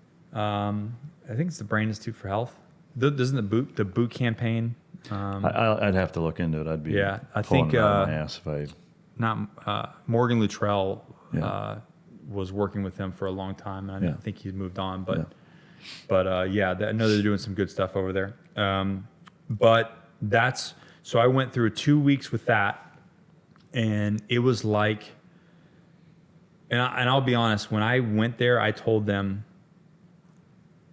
I was still on the verge of calling it quits. Yeah. When I went there, I was at my lowest. I had lost my kids. They had moved away. So I was literally in my house with a mattress on the floor, like tumbleweeds were like going through the living room. It was just because they took everything. So I'm just sitting there by myself, miserable. Yeah. And feel like, but here I am, the special operations guy, and I'm supposed to have it all figured out and be successful. And here's civilian life, and I have nothing. I've lost my family. I had actually already stopped contracting, so I didn't really have I started my company, and then the Raider project was happening all kind of around the same time, but I really didn't have anything really going. I was living off savings, and it was dark, man. But when I went to that clinic and I went through that 2 weeks, it was like the fog had lifted. Would you say that 2 week period saved your life? Absolutely. Yeah. Yeah. I wouldn't say validating, but the doctor didn't validate my feelings. He validated, he said, I said, you have a TBI? No. He's like, but you have all these symptoms. I'm like, I don't know what to tell you. I don't have a TBI. I never got blown up. Yeah. But I was never in a vehicle that had fucking skyrocketed. I was around 97 door breaches 4 feet away, but. So this is what he says. And I've told a lot of people this now. He goes, okay. He had worked with Marcus and Morgan. He'd worked with a lot of SEALs. He'd done a lot. So he knew the special operations community and how he worked. He goes, all right, asshole. He goes, how many parachute openings do you have? I was like, okay, 2 plus 200. He goes, how many flashbangs have gone off by your feet? I'm like, I don't fucking know, doc. He goes, how many breaches have you done? I don't fucking know. How many AT-4s have you shot? I'm like, fuck, a lot. All of them. He's like, yeah. What do you think that does to the human brain over a span of a decade? Yeah. He's like, your brain just sits in fluid in your brain. And every time you have one of those concussions, it just shakes a little bit, and then more and more and more and more. And over a period of time, this is why you see football players and guys in the military with long term kind of off. Yeah. Because their neural pathways are not connecting the way they used to when they were 18. Yeah. So he kind of schooled me on that. And then I went through all that therapy, and they look at everything. They look at hormones. They look at everything. Yeah. And were any other? You mentioned low testosterone. Was your pituitary fucked up, and were there any other things? 100%. Was there anything else that was? There's something actually in conjunction with that, with your endocrine system, and it starts with an L. Hashtag not a doctor. But basically, it's talk about sex and orgasm. Yeah. So before I went on HRT, he asked me, he's like, I want to know how your orgasm feels. Is it fucking right on, you're 16 years old? Or is it just kind of meh? It's like trying to get that last little bit of toothpaste out of the fucking tube. Yeah, right. And and I started to kind of laugh. And he's like, no, I'm really want to know. I want to know the sensation. Is it a strong sensation? Is it kind of weak? Yeah. And I was like, it's weak. It's not what I was when I was in my 20s. I'm not blowing Wonder Woman's uterus out the backside. I'll tell you that. Right, not anymore. Yeah. And so it starts with an L, because he said he had my blood work, and he's like, that makes sense, because I'm looking at your blood work, and he's like, you're fucked up. Yeah. He's like, you need to be on X, Y, and Z. And so I completely went on an HRT panel, and holy shit, man. Was that just testosterone, or did he put you on pituitary meds also? Or? I went on testosterone. So I went to full panel. So I went on, this is actually great. I'm actually filming a video next week called "Coming Clean About My Steroid Use." So I've never talked about this. Is this the third mic drop exclusive? Might be, yeah. Goddamn, triple So threat. I was on testosterone. I was on HCG, which is basically helps with testicular atrophy, spirolactone. It's a whole panel. B12. It's not just one thing. So if you take testosterone, there are negative effects that comes with it. So you have to balance that out with a whole thing. So any actual solid hormone doctor takes care of you and puts you on an entire plan. Yeah. And so I went on an entire plan, and holy shit, man. Changed your life. Huh? It changed my life. It was like, oh, I feel like I'm 27 again. Yeah. Like my mood changed because through the brain clinic and the hormone stuff, it was like the fog had lifted. My business started to be profitable. The Raider product started to grow. We started to help more people. I had a clear vision. Before then, I was just like in a fog, and I couldn't see through the forest. Yeah. So you get your brain fixed, neural pathways back connecting and in order. You get your hormone imbalance fucking straightened out, which leads into chapter 6, which is putting in the work. And so now you basically have the renewed capacity to be able to put the work in the way that you have traditionally and frankly what's required to be successful. One of the things that does happen in this is full separation from the wife and kids, and you actually get fired from the job. I get fired from the, So welcome to the real world, Mike. Yeah, I mean, it's like you take fucking 2 steps forward with you get your brain fixed and your HRT rolling, and then they just kick you right the fuck back. That was the biggest eye opener about the civilian world that I ever had. And I'll tell you a little bit of what happened. So I was in my office. I had 26 customers in person in my office. I had 3 on SIPRNet, like on secret internet, basically downrange. Yeah. So they're in Afghanistan. I'm supporting 3 people downrange that are operating. God damn. And then I have 26 people in my office that are getting helped. And I'm just like, so I'm swamped, right? I'm swamped. I get a call from my program manager. He's like, hey, I sent him to voicemail because I'm swamped. And then he texted me and said, hey, you need to call me ASAP. I'm like, dude, I'm swamped. I'll call you as soon as I can. He's like, all right, roger that. So I go take a piss. Okay, you ready for this? Yeah. I'm fucking I got my dick in my hand. I'm taking a leak in the bathroom on the phone. And he goes, they just canceled your contract. Yeah. Some good foreskin shadowing. Jesus Christ. And like what you don't realize about the civilian world is when you get canned, you get your shit and you walk out the door. Yeah. There's no like you get 2 weeks or there's a transition out. You don't train somebody. Yeah. No, it's a Monday afternoon at noon, and you get your box. You put all your shit in it, and you fucking go home. Yeah. Well, yeah. I mean, being fired or what have you. Yeah, absolutely. I mean, it's as brutal of a process as getting out of the military with that door slamming. So the reason why I found out that a little bit later after this. The next day, so me and my team developed a program for Intel Ops stuff, a certain way of doing things that was wildly successful. The company took that program and rolled it out to the entire company.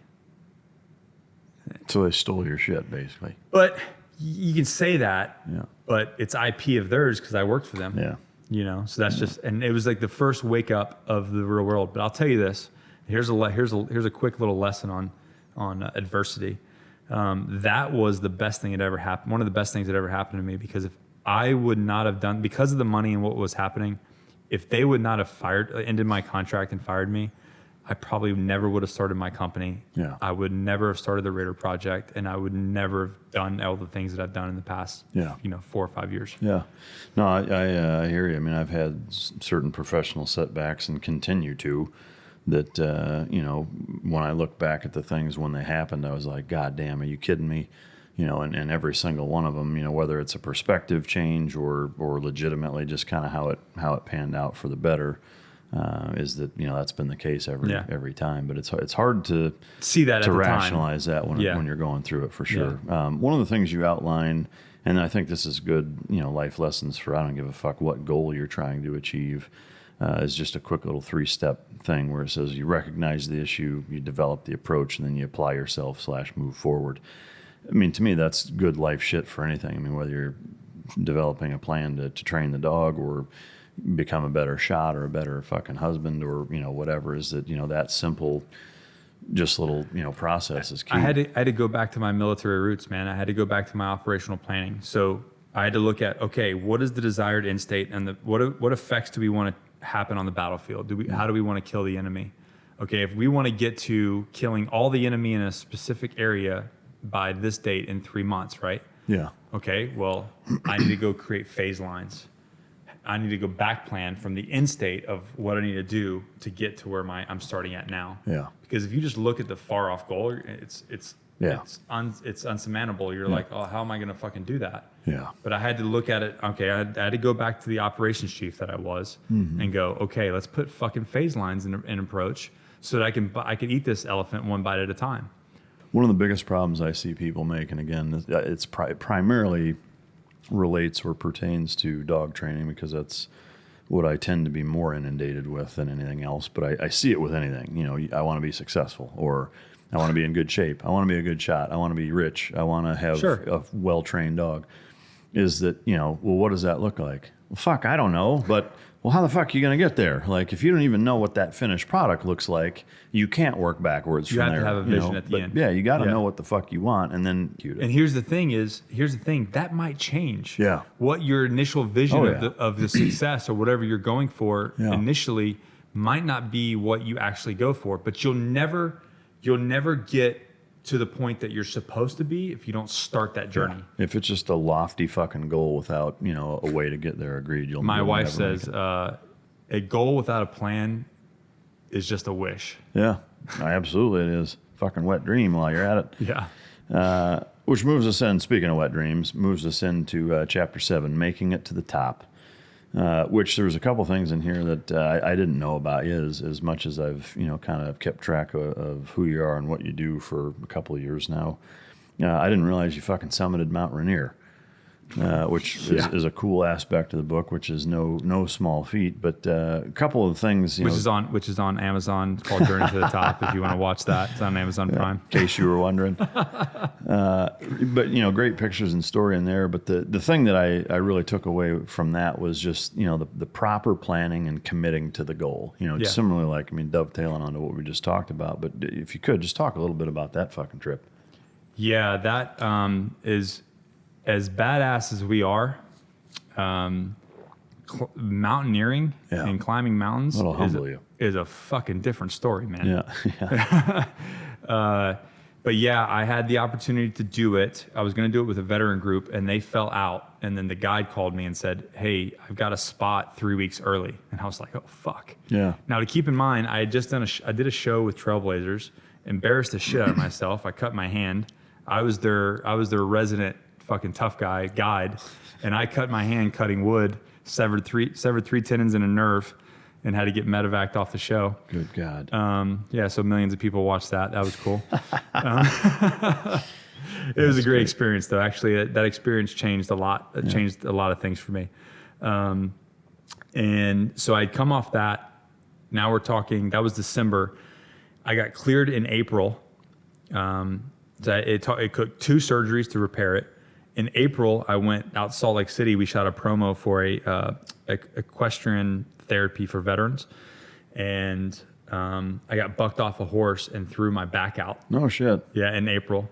God damn. And then went back, healed from that, and went to a chiropractor like 3 times a week for like 3 months. You fucking rodeo clowning or what? It was stupid. But yeah, it was. I just got bucked. There was a. I'm not a horse guy. It's like a crazy male horse. What's that called? Mustang? Wild horse. Yeah. There was one that hadn't been broken, and it was in a different pen, and my horse walked up next to it, and it just fucking freaked out. Yeah. And turns out he didn't like my thumb in his ass. No, didn't enjoy that.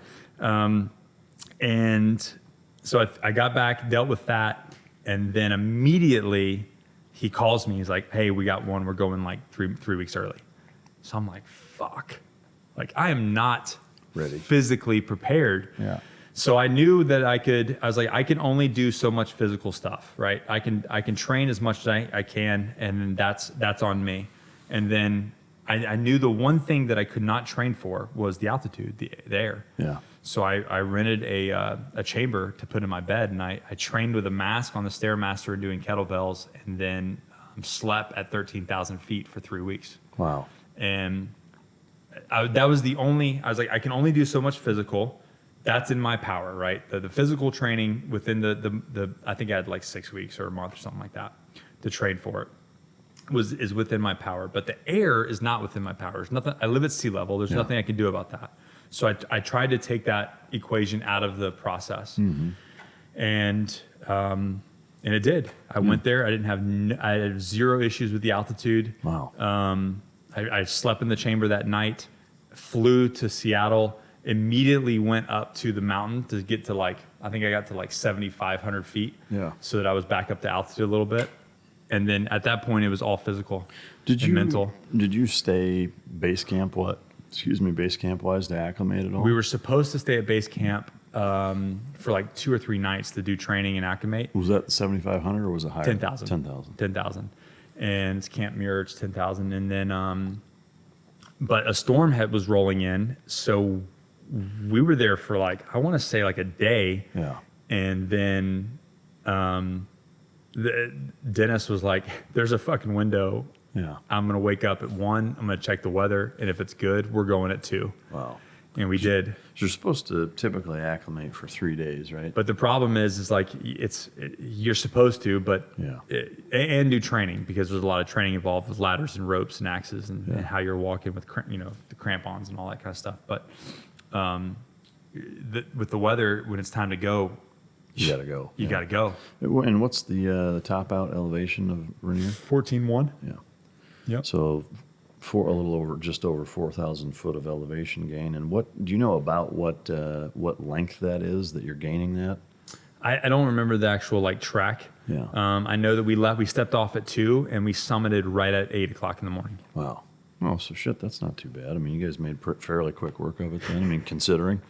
It was fucking horrible. Yeah, I don't doubt it. It was horrible, man. It was absolutely horrible. I felt like it was the first time in my life, because I would always watch these movies about K2 and Everest and these people getting left behind, and I'm like, in my military side, I'm like, how the fuck do you leave people behind? Yeah. Fuck that. You pick them up and you take them down and suck it the fuck up. And now you get it after. Oh, no.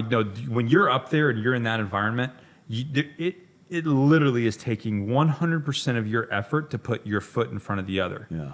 You can barely hold your own, let alone another human being. Yeah. That is not a real thing. Yeah.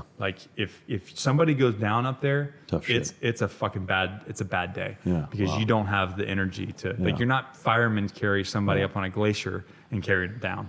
Yeah, my best friend growing up lost, he was a ranger and then went to Delta and lost his fucking right leg in a helo crash doing an assault in Baghdad in 2005, but has done a bunch of fucking summits, including Everest, surprisingly. And the first time he did it, he had to get evacuated out, and I was amazed, frankly, at how they did it. I mean, they had basically a sleeping bag chamber that they threw his ass in, threw him over over the saddle of a goddamn burro that fucking drug his ass down. I mean, it was just like, holy fucking shit. He almost died, altitude sickness. Yeah. And, I mean, he was all fucked up. And that crazy bastard went back and actually did it with one fucking leg, no doubt. A section of it. I'm not exactly sure if it was, what it's still amazing. What the deal was. But yeah, I mean, an absolutely amazing feat. And he's done a bunch of other 14ers in different continents even. But and that whole thing was a thing for me. That was a personal goal for me to come out of recovery, be healthy, and do something like that. Was that the biggest takeaway? Or what was it? I mean, it was just doing something, you should have Vince Vargas on here. He said something. He's supposed to come on, actually. I'll just text him and say, get your ass to mic drop. Get your ass on. Yeah. He's filming Mines right now. So, but he said something at the very first Raider Project Transition seminar. He said, I joined the Army because I would be in the bar and I didn't want to be the only guy in the bar with no war stories to tell. Yeah. Right. So he joined the Army Rangers. Yeah. Had a good career there and went to BORTAC and did that as well. And then he goes, but now he was like, I'm in the bar and I don't want to be the guy in the bar that only has war stories to tell. Yeah. That's interesting. So like if the best thing in your life, the best thing you've ever done in your life is be in the military, like the end comes for us all, man. Yeah. Like you're going to get out of the military at some point, whether it's 10 years, 20 years, doesn't matter. You're fucking out at some point. There's way more to life than that. There's way more to life. So if you peak in high school, like that's fucking sad. Yeah. And that was the kind of the concept where I wanted to do it. Is like I did not want my legacy and the best things of my life to end in November 2012. Yeah, and just always be in the rear view. And just talk and just sit around and talk about my glory days, and that's the best thing that I've ever did. Yeah. One of the things that you pull from this chapter also that I have to remind myself of, I'll be the first to admit, but find that it's something that I try to instill in my kids and anybody, frankly, that gives enough of a shit to listen, is worrying about the things that you can control and not the things that you can't. Yeah. And that's a hard thing for people to do, but it's one of the most important things too. What was there something, in writing that chapter that specifically contributed to you having that as kind of a main talking point? It was just life in general, and I had to get to the realization that some things are self-correcting problems. Yeah. I would see, and you can look at it in parenting, right? Yeah. Like your girl turns 13 and she starts saying, I'm a liberal, or I'm a vegan, or I'm whatever, or I'm gonna. Yeah, she's getting luggage for her next birthday if that happens. So you know what I mean? But at that age, those kind of things are temporary. Yeah. They change in a month or 3 months, I see a lot of people get up in arms about certain things, and that really don't matter. Yeah. Like that just like they don't matter. Like what so and so is doing, or so and so said this, or the news said this, or Trump said this. Fucking who gives a shit? What are you doing? Focus on your own shit. Yeah. Like, can you change any of that? No. Yeah. So why are you fucking elevating your cortisol levels and getting stressed out about shit that you have no fucking say over? Yeah. Yep. No, again, it's one of the most important things to constantly remind ourselves collectively.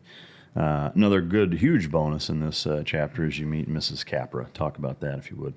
Yeah, that was a very good highlight of my life. And is that some of the frank discussions or points that you make in the book are incredibly refreshing. One of which in being that people coming out of that spiral, and I think guys like us are pretty guilty of it, but is attaching yourself to some specifically guys like some crazy fucking chick or whatever, but what was kind of the deal with that, I guess? We went real slow. I wasn't fully transitioning out, and I wasn't fully healthy when we met, and of course that caused a little bit of problems initially. But she was very patient, and she kind of understood of where I was at, so we took things real slow. But she never really wanted to be.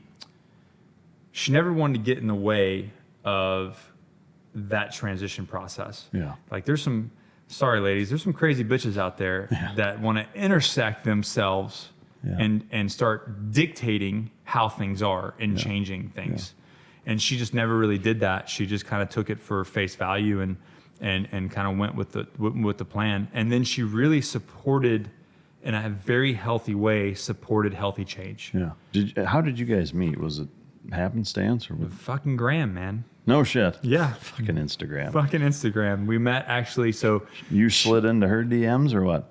That I'm not gonna.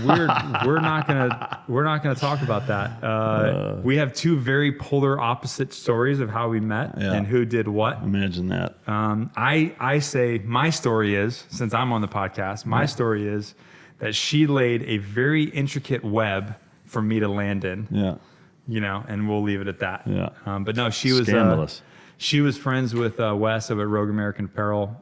He's a friend of mine. Yeah. And he kind of connected the two dots there. And That's man. And now we're now we're married and building a family. And no, it's great shit. It's good, really good to see. And that's an important element of life. No two ways. But that goes back to like, you have to be healthy yourself. Like if you think that you're going to get into a relationship and a relationship is going to fix a problem, it's actually going to exasperate it and make it worse. Yeah. Like the only way for you to move forward in a healthy relationship is you have to be healthy yourself. Yeah. Each individual. And this also goes with like happiness. Like, oh, she makes me happy. No. Yeah. You got to make you happy first. You got to make you happy. Yeah. And then you guys can be happy together. But your happiness can't be tied to a person. Yeah, agreed, 100%. Absolutely. And a very, very important point, I think, for a lot of people out there that find themselves, trying to latch on or, connect themselves to somebody to try to keep them from circling the drain, so to speak. It's an important component, no doubt. Another thing that I thought was pretty cool was I guess not dysfunction, but just the complications rather of meeting somebody new. You've got your ex, you got your kids from that marriage, and that whole blend of throwing each other into a new family dynamic. You do a whiteboard bitch session basically with your kids, which I thought was awesome. I would love for you to just kind of describe how that went down. Yeah, so I actually learned this from one of my mentors, Kirk Weisler, is this thing that we do hard things. And through this healing process and trying to get my daughters, that when they came back and now we're, me and Allie have a relationship, I'm trying to rebuild, their mom has a place down the road and we're doing the custody thing. And, but I felt like my relationship with them was like gone from what it used to be. Well, how long of a break was there where you didn't see them? Honestly, it was only a summer. Oh, okay. Yeah, it was about a summer. And but then when they came back, it was kind of, we were supposed to do 50-50, but they were young and they were crying and they wanted to be with their, my baby wanted to be with their mom, even though she's like my clone, she loves me. And then because the baby was crying and she wanted to go with her mom, the oldest wanted to go with her. They wanted to stay together. And dude, it was like gut wrenching. Yeah. And I had to like really, really work hard to rebuild that relationship. So I did this thing called We Do Hard Things. And basically we got out a whiteboard and we went around in circles and talked about anything and wrote down every single thing that hurt someone's feelings, bothered them, that made them mad, anything. This is all things that you've done or anything? Yeah, in conjunction with the family. Things that have happened to the family, things that I've said or done, things that it doesn't matter. Yeah. Just anything that revolves something that was hard with us. And the shit that came out of their mouths, man, I was like, it crushed me. And how old were both of them at this time? 8 and 12. Yeah. And sounds like they were brutally honest. Brutally honest. Yeah. And we're all in tears. And one of the things that really crushed me is over the years, me and their mother had separated, I want to say 3 times total over 12 years. Yeah. And they thought every single separation was a full divorce. Oh, really? And then we would get back together. Like that completely like wrecked them because they would go through this roller coaster. Mom and dad's divorced. Now they're together. Mom and dad's divorced. Now they're together. So they just thought that was happening every single time. And there was little things like, my daughter would go, she didn't want to eat pork because she liked pigs. Or she was, something silly like that. And I would make fun of her. I'd be like, what do you mean? Call her a Muslim. And yeah. Like I would lose, and not like, and just poking her. Yeah. Or one time they went vegetarian or something. I don't know. It's just silly shit that really you don't, and you're in the big scheme, you don't think it's a big deal, but to a little girl, it was huge. It was huge. I crushed her soul because this was a stance. This is something that she thought of on her own. She stood for. You're trivializing something that's important to her. Right. Yeah. And I just didn't know all the little things that made such an impact on them. Yeah. And so we talked about everything, me deploying, talking about me being gone so much. I mean, everything. So this whiteboard was like as big as, maybe big, a little bigger than that notebook. And we just like, it was like around the corners and the margins everywhere. And the whole purpose of it is like, okay, we wrote all this bad shit down. And at the end of it, I looked at him and I said, and basically in tears and said, like all this stuff has happened and we're still together. We're still here. Like we all love each other and we're still together. And the whole point of it is like, even though these hard things happen, we get through them and we're still a family and we still love each other. Yeah. So we kept that up as a reminder in their room, I want to say for like 6 months. And then they came to me and said, Dad, I think we're good with this. We can delete it. We can erase it. No way. And they were like, we're good. And so now that's kind of a staple is like, every family's going to have hard times. Yeah. Things are going to happen. But we get through hard times together. Yeah.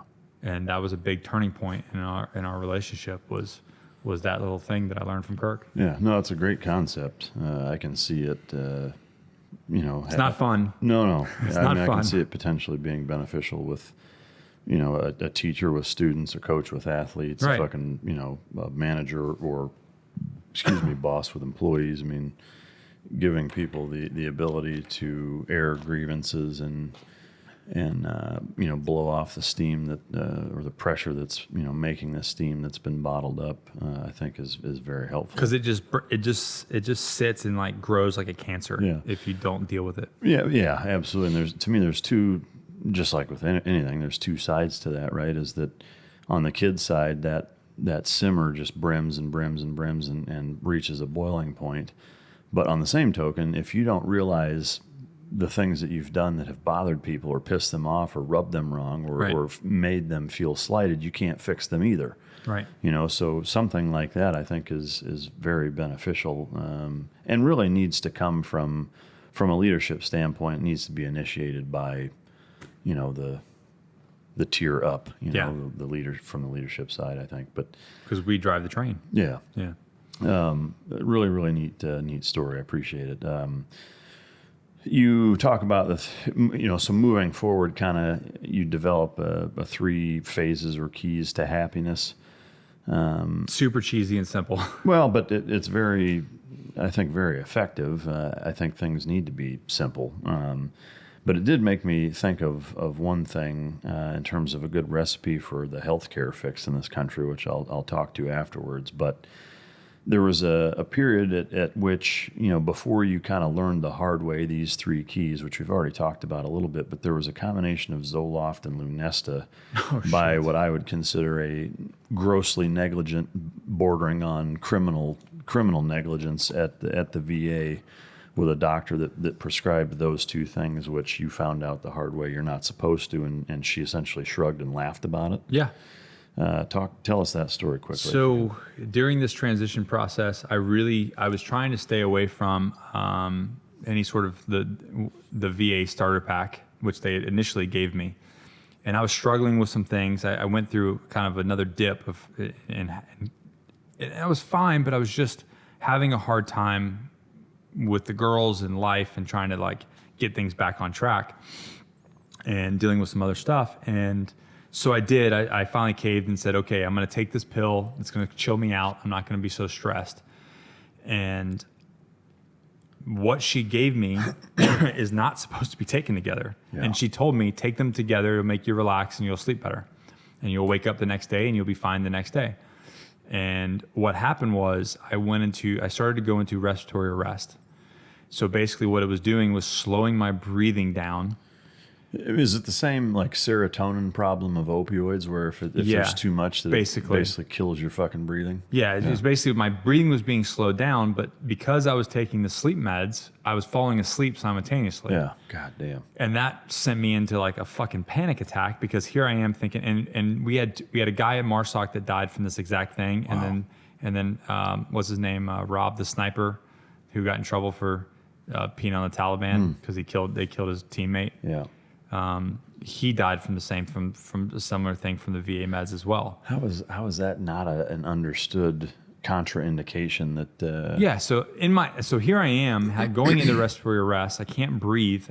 My lungs are literally shutting down, and I'm falling asleep. Yeah. And in my mind, I'm starting to panic, and I'm thinking, "Holy shit! These two guys just died from this. This is it. I'm gonna die." Luckily for me, Allie was there. She got me up. She tried to keep me awake. I think she gave me coffee. And I was like almost having a panic attack, and I was basically going into like a medical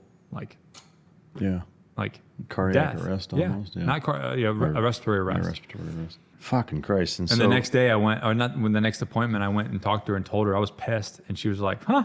Well, that's not supposed to happen. I guess we won't do that again." That was all she said? Yeah. Did you lose your mind at that point, or what? I never went back. Yeah.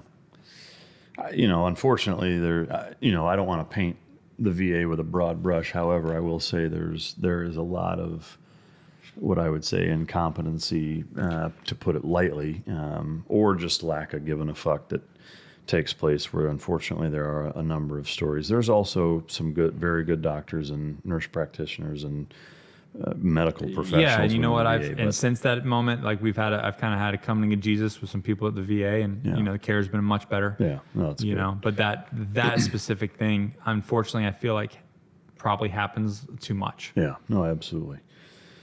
So, looking at the grand scheme of, how you went from being at the lowest of the low, where you've got a pistol to your forehead, or your temple rather, to where you are now, there's a couple of key things that stand out. Number one was getting your mind right, literally and figuratively, in terms of, the neuropathic pathways, making sure that your brain was rewired and healthy. Step one. Step two, making sure that your hormone imbalance is now balanced, because it's as equally as important and effective in terms of regulating what needs to be regulated so that you can do everything properly. Dopamine and everything, yeah. And then the next three are follow-ons to just further that successful pattern that you outline in the book, that again are enormously important, which we already talked a little bit about, but which is number one is sleep routine. The importance of getting good rest, a certain amount. I was wondering if you could offer just a couple of tips for good sleep that you learned, that you talk about with Actually, I got to give all credit to Jeff Nichols, man. Did he talk about his sleep hygiene? Yeah. So if you're listening to this, rewind, go to Jeff Nichols' podcast and listen to that. But essentially, he basically taught me that why are you not looking at your sleep hygiene and your routine just like your training sessions? Mm-hmm. Why are you not building a routine and muscle memory to go to sleep? So I had to start doing that, and through the hormones, through the brain stuff is what, and his process is what really started to get my sleep in check. And when that started to happen, man, everything changed. Yeah, sleep is so important. Yeah, just the three questions I have as it relates to your sleep pattern is: do you use a chili pad? No, but I'm about to buy the. I keep the house at 68, so it's like a fucking frozen tundra in my house. And go ahead. Then do you use any type of sleep mask or light blocker or anything like that? I block the entire room out. Yeah, there's not one light or anything. Okay. And then last but certainly not least, what time do you go to bed by a certain time? We try to. I try to be in bed no later than 10. Really? Yep. And if I turn my phone off, fucking you will not get a hold of me. People are always texting me late at night. I'm like, nope, not gonna get me, bro. Yeah. And then if there's something going on, unless there's just something that's like I have to catch a flight or something like that, I will put everybody off to get 8 hours, a minimum of 8 hours. Yeah. Okay. So if something happens and I have to be up till midnight, I'm not waking up till 8. Yeah. Or when my body wakes up, but I will not set an alarm until 8. Yeah. And if I have a meeting, a phone call, they will have to get over it. Yeah. Because that's what's priority. Yeah. No, I like it. All right. So step one, good sleep routine. We've established that. Step two is fitness. Already have talked about that kind of randomly. It's going to be very specific to the person in terms of injuries. Yeah, it does. And people get wrapped around. I got wrapped around the axle with fitness. Is when I was going through my transition and I was having all those issues, I was trying to train like I was still on a team. Yeah. And I'm like, and I had to get to the point to where I was like, I needed to train for me, not to be on a team. That's a great point, and especially for former military or cops or just, A or AA personalities that, as they get older, still want to feel like the 19-year-old that they were, or 25, whatever, the young strapping buck that can fucking do, everything. And yeah, you got to realize, one, you can't do that anymore. Two, even if you could, you shouldn't. Yeah. Right. And lastly, and most importantly, like, to me, the biggest thing is just fucking be active. Yeah. Like, I mean, even if it's fucking bowling versus sitting on the couch, like, well, fucking bowl then. The micro decision of move and be out there and do things that are fun and be outside, connect with nature, whatever, is that just get the fuck off your ass and do something. Get off the couch and do something. Just do something. That's really what I was talking about. Fitness is like, really, it's not about it's not competing with the 20-year-old version of you. Yeah. It's competing with the current version of you today. Do the best that you can do fitness-wise for yourself today. Yeah. Oh, it's great points. And then last, certainly not least, eating healthy, which all three of these things combined are kind of the trifecta recipe for success. Interestingly, and from a shitty standpoint, is that if one of them is out of whack, it can, very quickly erase the other two. But if you look at how I kind of came about that, is I started looking at really successful people. Yeah. And if you look at really successful people, they have fucking hardcore routines. They all do some sort of physical. They all sleep well. Yeah. They all do some sort of physical fitness. They all eat healthy, whether they have they use meal prep, but they eat relatively healthy. Yeah. And that's like their focus. Yeah. They take care of themselves first. Yeah. So, I mean, to me, there's really 5 key points that were what made the difference for you. Getting your brain right, getting your hormones right, sleep pattern, fitness, and eating correctly. Those 5 things, you call them the 5 pillars of health or success or whatever, but the one thing that it did make me think of is that, not to get off on too big of a tangent politically here, but healthcare is a huge fucking polarizing political issue in our country. And to me, it's looking at it all wrong, frankly, is that you've got, the overwhelming majority of the population looking at it from, or not being able to see the forest for the trees type of thing, is that, you're trying to fix a problem but you're using language to solve a math problem. Right. Is that you're never going to make. I mean, we live in a country with between 330 and 350 million fucking people, and the fact is with that many people, with as many or as big of a percentage of that volume of people in this country that are chronically fucking ill, there is no fucking formula that works. There isn't. It's not, well, this group has this fucking healthcare plan, and if we do this and subsidize that, then this will work. I got news for you. It's a fucking pyramid scheme. 100%. It's a money-making scheme It's never going to fucking shake out when you've got more people that are sick than healthy, and that's where we're at. And to me, the fix is personal fucking accountability and responsibility of every motherfucker out there of doing those 5 things. Right. If everybody applied themselves for those 5 things, at least to the best of their ability, is that in and of itself, as an unintended consequence, would fix the fucking healthcare problem, because you would now tip the scales. Minute. They have to own their shit and, that's why take it's not responsibility. Yeah, that's why it's never going to happen. But there's such a huge element of that I think so few people realize how important those things are to ultimately being successful, which leads to the last thing, which is no less important, but is kind of a flip of the other side of the coin, because those 5 things are a little more tangible in terms of action items. Yeah. They're physical things that you can take. They're tangible actions that you can perform. The last one that you talk about, and again, is if you had a coin and you have those 5 things on one side, this would be on the other, in my opinion, which is finding your purpose. Because all of those other things, including, just like having a lot of money, if all those other things aren't where they need to be, is you're going to be fucking miserable. Is that you can be the healthiest, most productive motherfucker, period. But if there's not a reason behind all of that, you're lost. Then you're going to be fucking miserable, you know. And everybody has a different method as to how they find that. Was there something that was specific to helping you find your passion or purpose? Yeah, absolutely. It was, but I have to rewind and say it was the journey. So like so if I talk to somebody that's struggling, right, you're on the couch and you're that guy in the bowl of bad emotions and you're not sleeping.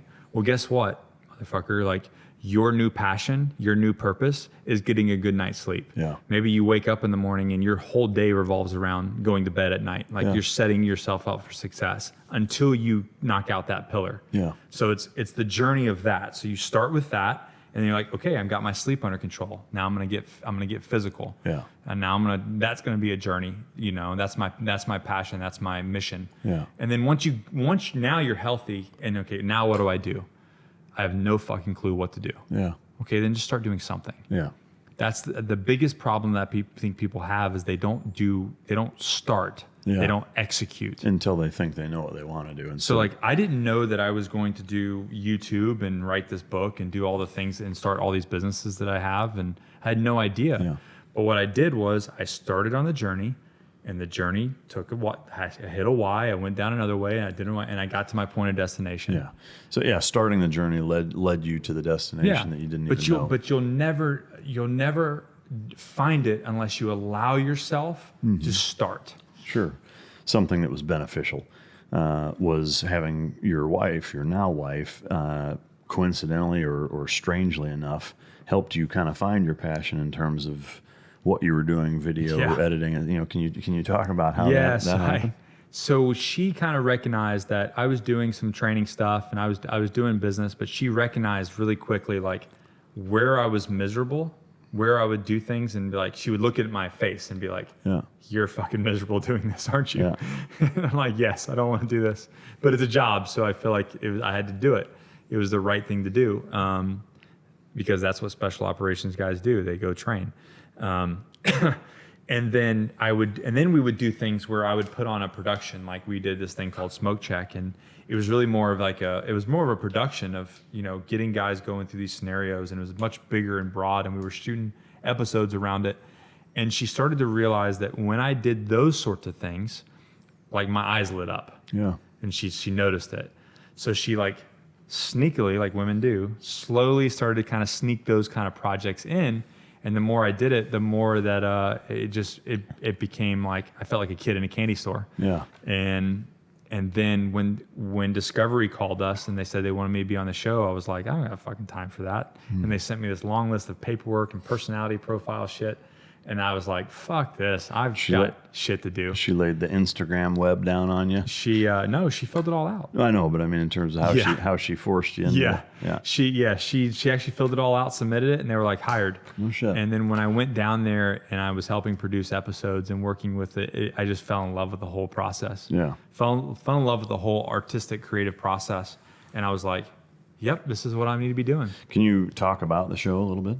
Yeah, it was it was a completely cheesy show of they took me and 2 Navy SEALs, and we each had a team, and we were supposed to be guides to go execute these missions for these scientists, and we were escorting scientists. One was in Papua New Guinea, one was in Ecuador, I think, and then I was in Bolivia, and it was fun. After I left, so the ratings were really good, and this is from the producer, not me, from Discovery. The ratings were pretty good the first couple episodes. When I left the show, they tanked. Yeah, They said it was just not very who strong. were the 2 team guys? The one guy was Sean. I don't know if you know him, and the other guy. Oh, it wasn't a SEAL. He was an SBS guy, Gaz. Fucking coolest dude ever. He was like a mix between like Bear Grylls and James Bond. And I was like, how can I compete with this guy's accent? And he's just super fucking cool. But anyways, that was the show, and I think it was 6 episodes. It's on Amazon, so you can, if you guys are watching, you guys go watch that. Watch me cut myself. Yeah. It didn't happen the way they edited it. It never does. But it's good. It made for good TV. Yeah. It's good shit. But that whole process, when I came back from that, it was an eye opener, and that's when we started production. So we actually shortly after that, we sold a business, and we sold the business to enough money to make payroll for the company for a year. And we were like, okay, we're going to give this YouTube thing a go. and if it fails, we're fucked. Yeah. But we gave it. We had enough money in the bank to make payroll and to keep things going for a year, and we did it. Yeah. We did it, and it was it's successful, and things have like just taken off from there. Yeah. Well, so if you could kind of just describe what it is that you do now. I mean, I know there's a lot of different things, but like, what is it that I don't do? So I guess first and foremost, we have the main YouTube channel. With that took, I never wanted to be one of those people that say you're a TV star, right? But you're always looking for your next gig. You're not really making enough money to like live off forever. Mm-hmm. I wanted to go about it the other way. I wanted to build infrastructure that could support my lifestyle for a long period of time. And if say that I got popular on the internet and people looked at me and they looked at me for inspiration and motivation and even let's be honest, where to put their money. Yeah. Whether it be the books, whether it be one of my businesses, whatever. But I wanted to give them a vein to spend money if they so choose. So that's what we started doing is I started really focusing down on businesses in conjunction with media. Yeah. So we have Johnny Slicks as one of the business so I'm a business partner in that. We built a lab. We do everything in-house. We have a small coffee company. I have my own gym, and right next door to my corporate office, we bought a ship on site. It's like a mailbox, etc., but does all like business printing. So say you need business cards, a banner, canvases, whatever, a book. Yeah. We do it all. Did you publish your own book then, or print? I did. I published my own book, and so we really started. And now we're looking at a new acquisition for another company this year. Yeah. So basically, every year I've bought a business or started a business. Yeah. And so I do that, but my main focus is content and media. Yeah. So writing books, putting out content and media for all the businesses and myself. Yeah. That's what I do. We have 17 employees Yeah. across all the businesses. What is the main premise behind the YouTube channel? I love it. I mean, like what content wise? Really, it's like I feel like it's a reality show. Yeah. It's a reality show that comes across all of our businesses and our lifestyle and what we have to ding and what we have to do. And I read a book called "Where Are You Going to Be in 5 Years?" or something like that. Kirk actually mentioned to it, and the book's kind of cheesy. I don't believe in the 5-year plan. I think that's a fucking retarded way to look at things because who the hell knows what's going to happen in 5 years? I think just go move fucking forward. Yeah. Move forward, and then you'll get to where you need to be as long as you just keep moving forward. Yeah. But what that book really did for me was it helped me outline my personal mission statement. So my personal mission statement is to inspire, motivate, and educate others to live a more healthier and successful life. Yeah. So that's really what the channel's about. The channel's about that. Yeah. And showing that through an example. Yeah. What is the name of the channel? That's my name. Oh, okay. Yeah. In the book, you have in the very back, you've got a good contact page of where everybody can find you, things of that nature. If you would just kind of offer, for people that may want to enlist any of the things that you have going on, what they are and where they can find you. Yeah. So my friend Josh Hansberger and I, at the request of my followers, we wrote several training books. One for the Marine Corps basic training. One to get into reconnaissance and one to go to selection. And those actually have been wildly successful for the DEA, for firefighters, for law enforcement, and just old guys looking to get back in shape. Yeah. And to rebuild a foundation. That's what USMC Prep is, really a foundation. So those books with some other daily training programs, and then you can find those. Everything's on my website. You can find all of that there, and people can message me. I spend a lot of time replying to people through Instagram and Facebook. Yeah, okay. I feel like connecting with people is important, and hopefully I can continue to do that as things grow. Yeah, yeah, at scale. Yeah. Where handle wise can people find you? Always my name. Good luck. Yeah. Good luck doing it. But actually, if you type in Nick KOU, I think on anything. Yeah. If you type in Nick KOU or Marine Raider on anything, I will pop up. Yeah. All right. I'm pretty unique. Yeah. Pretty unique name. Any other services that you provide company-wise or anything? Yeah, we actually just started, this past year we started a thing called Surviving the Cut, and it's like a weight loss group, and really educating people on their nutrition and what they're putting in their mouth. Because I don't think it's necessarily such a willpower. The willpower comes into play, but I think it's the knowledge of what to eat, because there's so much misinformation out there. Well, yeah, I mean, that's one of the biggest problems with diet period or nutrition period, is that even within the realm of knowledge is that there's so much out there that conflicts one another, that it's like the government's like, eat this, it's healthy. Yeah, I mean, like, but meanwhile it's full of sugar. Yeah, but I mean, like, you could spend a fucking week studying being a vegan, being on the other end of the spectrum, doing the carnivore diet, right, the paleo diet, the ketogenic diet, the fucking eat right for your time, and all 5 of those are, I mean, it's like a goddamn religion. Yeah. Is that every one of them is 100% convinced that is the only fucking way to do it, and everybody else has got their head totally buried in their ass. Yeah, so, we don't do any of that. It's more, I think people, unfortunately, and some people are going to go crazy, but I think people eat too much. Oh, for sure. So like if you look at somebody's, their BMR, right, and you look at what their body does, and then what their workout output is, what their actual caloric burn is. Yeah, most people are fat asses. Most people just they're eating too much. They don't realize that sandwich they just put in their mouth is fucking 1,500 calories. That's your daily allotment for calories. If you're not doing shit. Yeah. And so I think that's the biggest thing. So we actually start our next group on the 15th of September. Oh, nice. So we're running one right now. Yeah. And then, Cool. Is there anything you want to add? No, just fucking never quit, never surrender, and keep moving fucking forward, man. Fucking rock and roll. Yeah, don't quit. Yeah, amen. Juke, don't quit. And then pivot. Yeah, that's right. Amen. All right. Last but not least, or a quick shout out to Origin Labs, again, our sponsor for the podcast.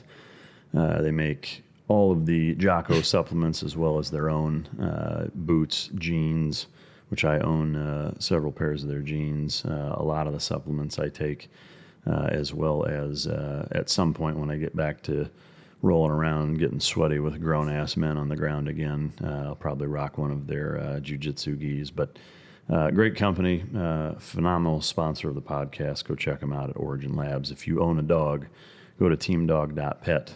I say it every fucking time. That is my online training. It's a very inexpensive subscription for a lot of content that you can get a host of different things. All of my products that I have available are also on that or accessible from that website. So teamdog.pet, all things dog. Even if you don't think you want to know how to train a dog at a certain level, it will teach you more than I think most people even realize. We've gotten a lot of phenomenal feedback from that. So teamdog.pet. Again, Nick, thank you for coming. I appreciate you coming all the way out here and sharing your amazing story. The book, Excommunicated Warrior, I do recommend getting it, even if you've not been a veteran. There are a lot of transferable and paralleled life lessons that come out of this book that are very, very applicable and incredibly helpful. What I like probably the most about all of it is 2 things. One is how applicable it is toward a lot of different walks of life, but also how simple it is. So many books nowadays you read that are just so overcomplicated that you don't really get much out of it because they bounce around so much and they confuse you and overcomplicate things. It's not elementary, but it's very simple in how you approach these different kind of keys to success and sharing your story with the anecdotes that go along with it. Very powerful, incredibly effective. Excommunicated Warrior. Go pick it up or choke yourself. Last but certainly not least, you, the listener, thank you for continuing to support us week after week. Without your support and all of you continuing to listen, we would not be able to have the platform that we do. So thank you as always. And until next time, this is Mike Trout.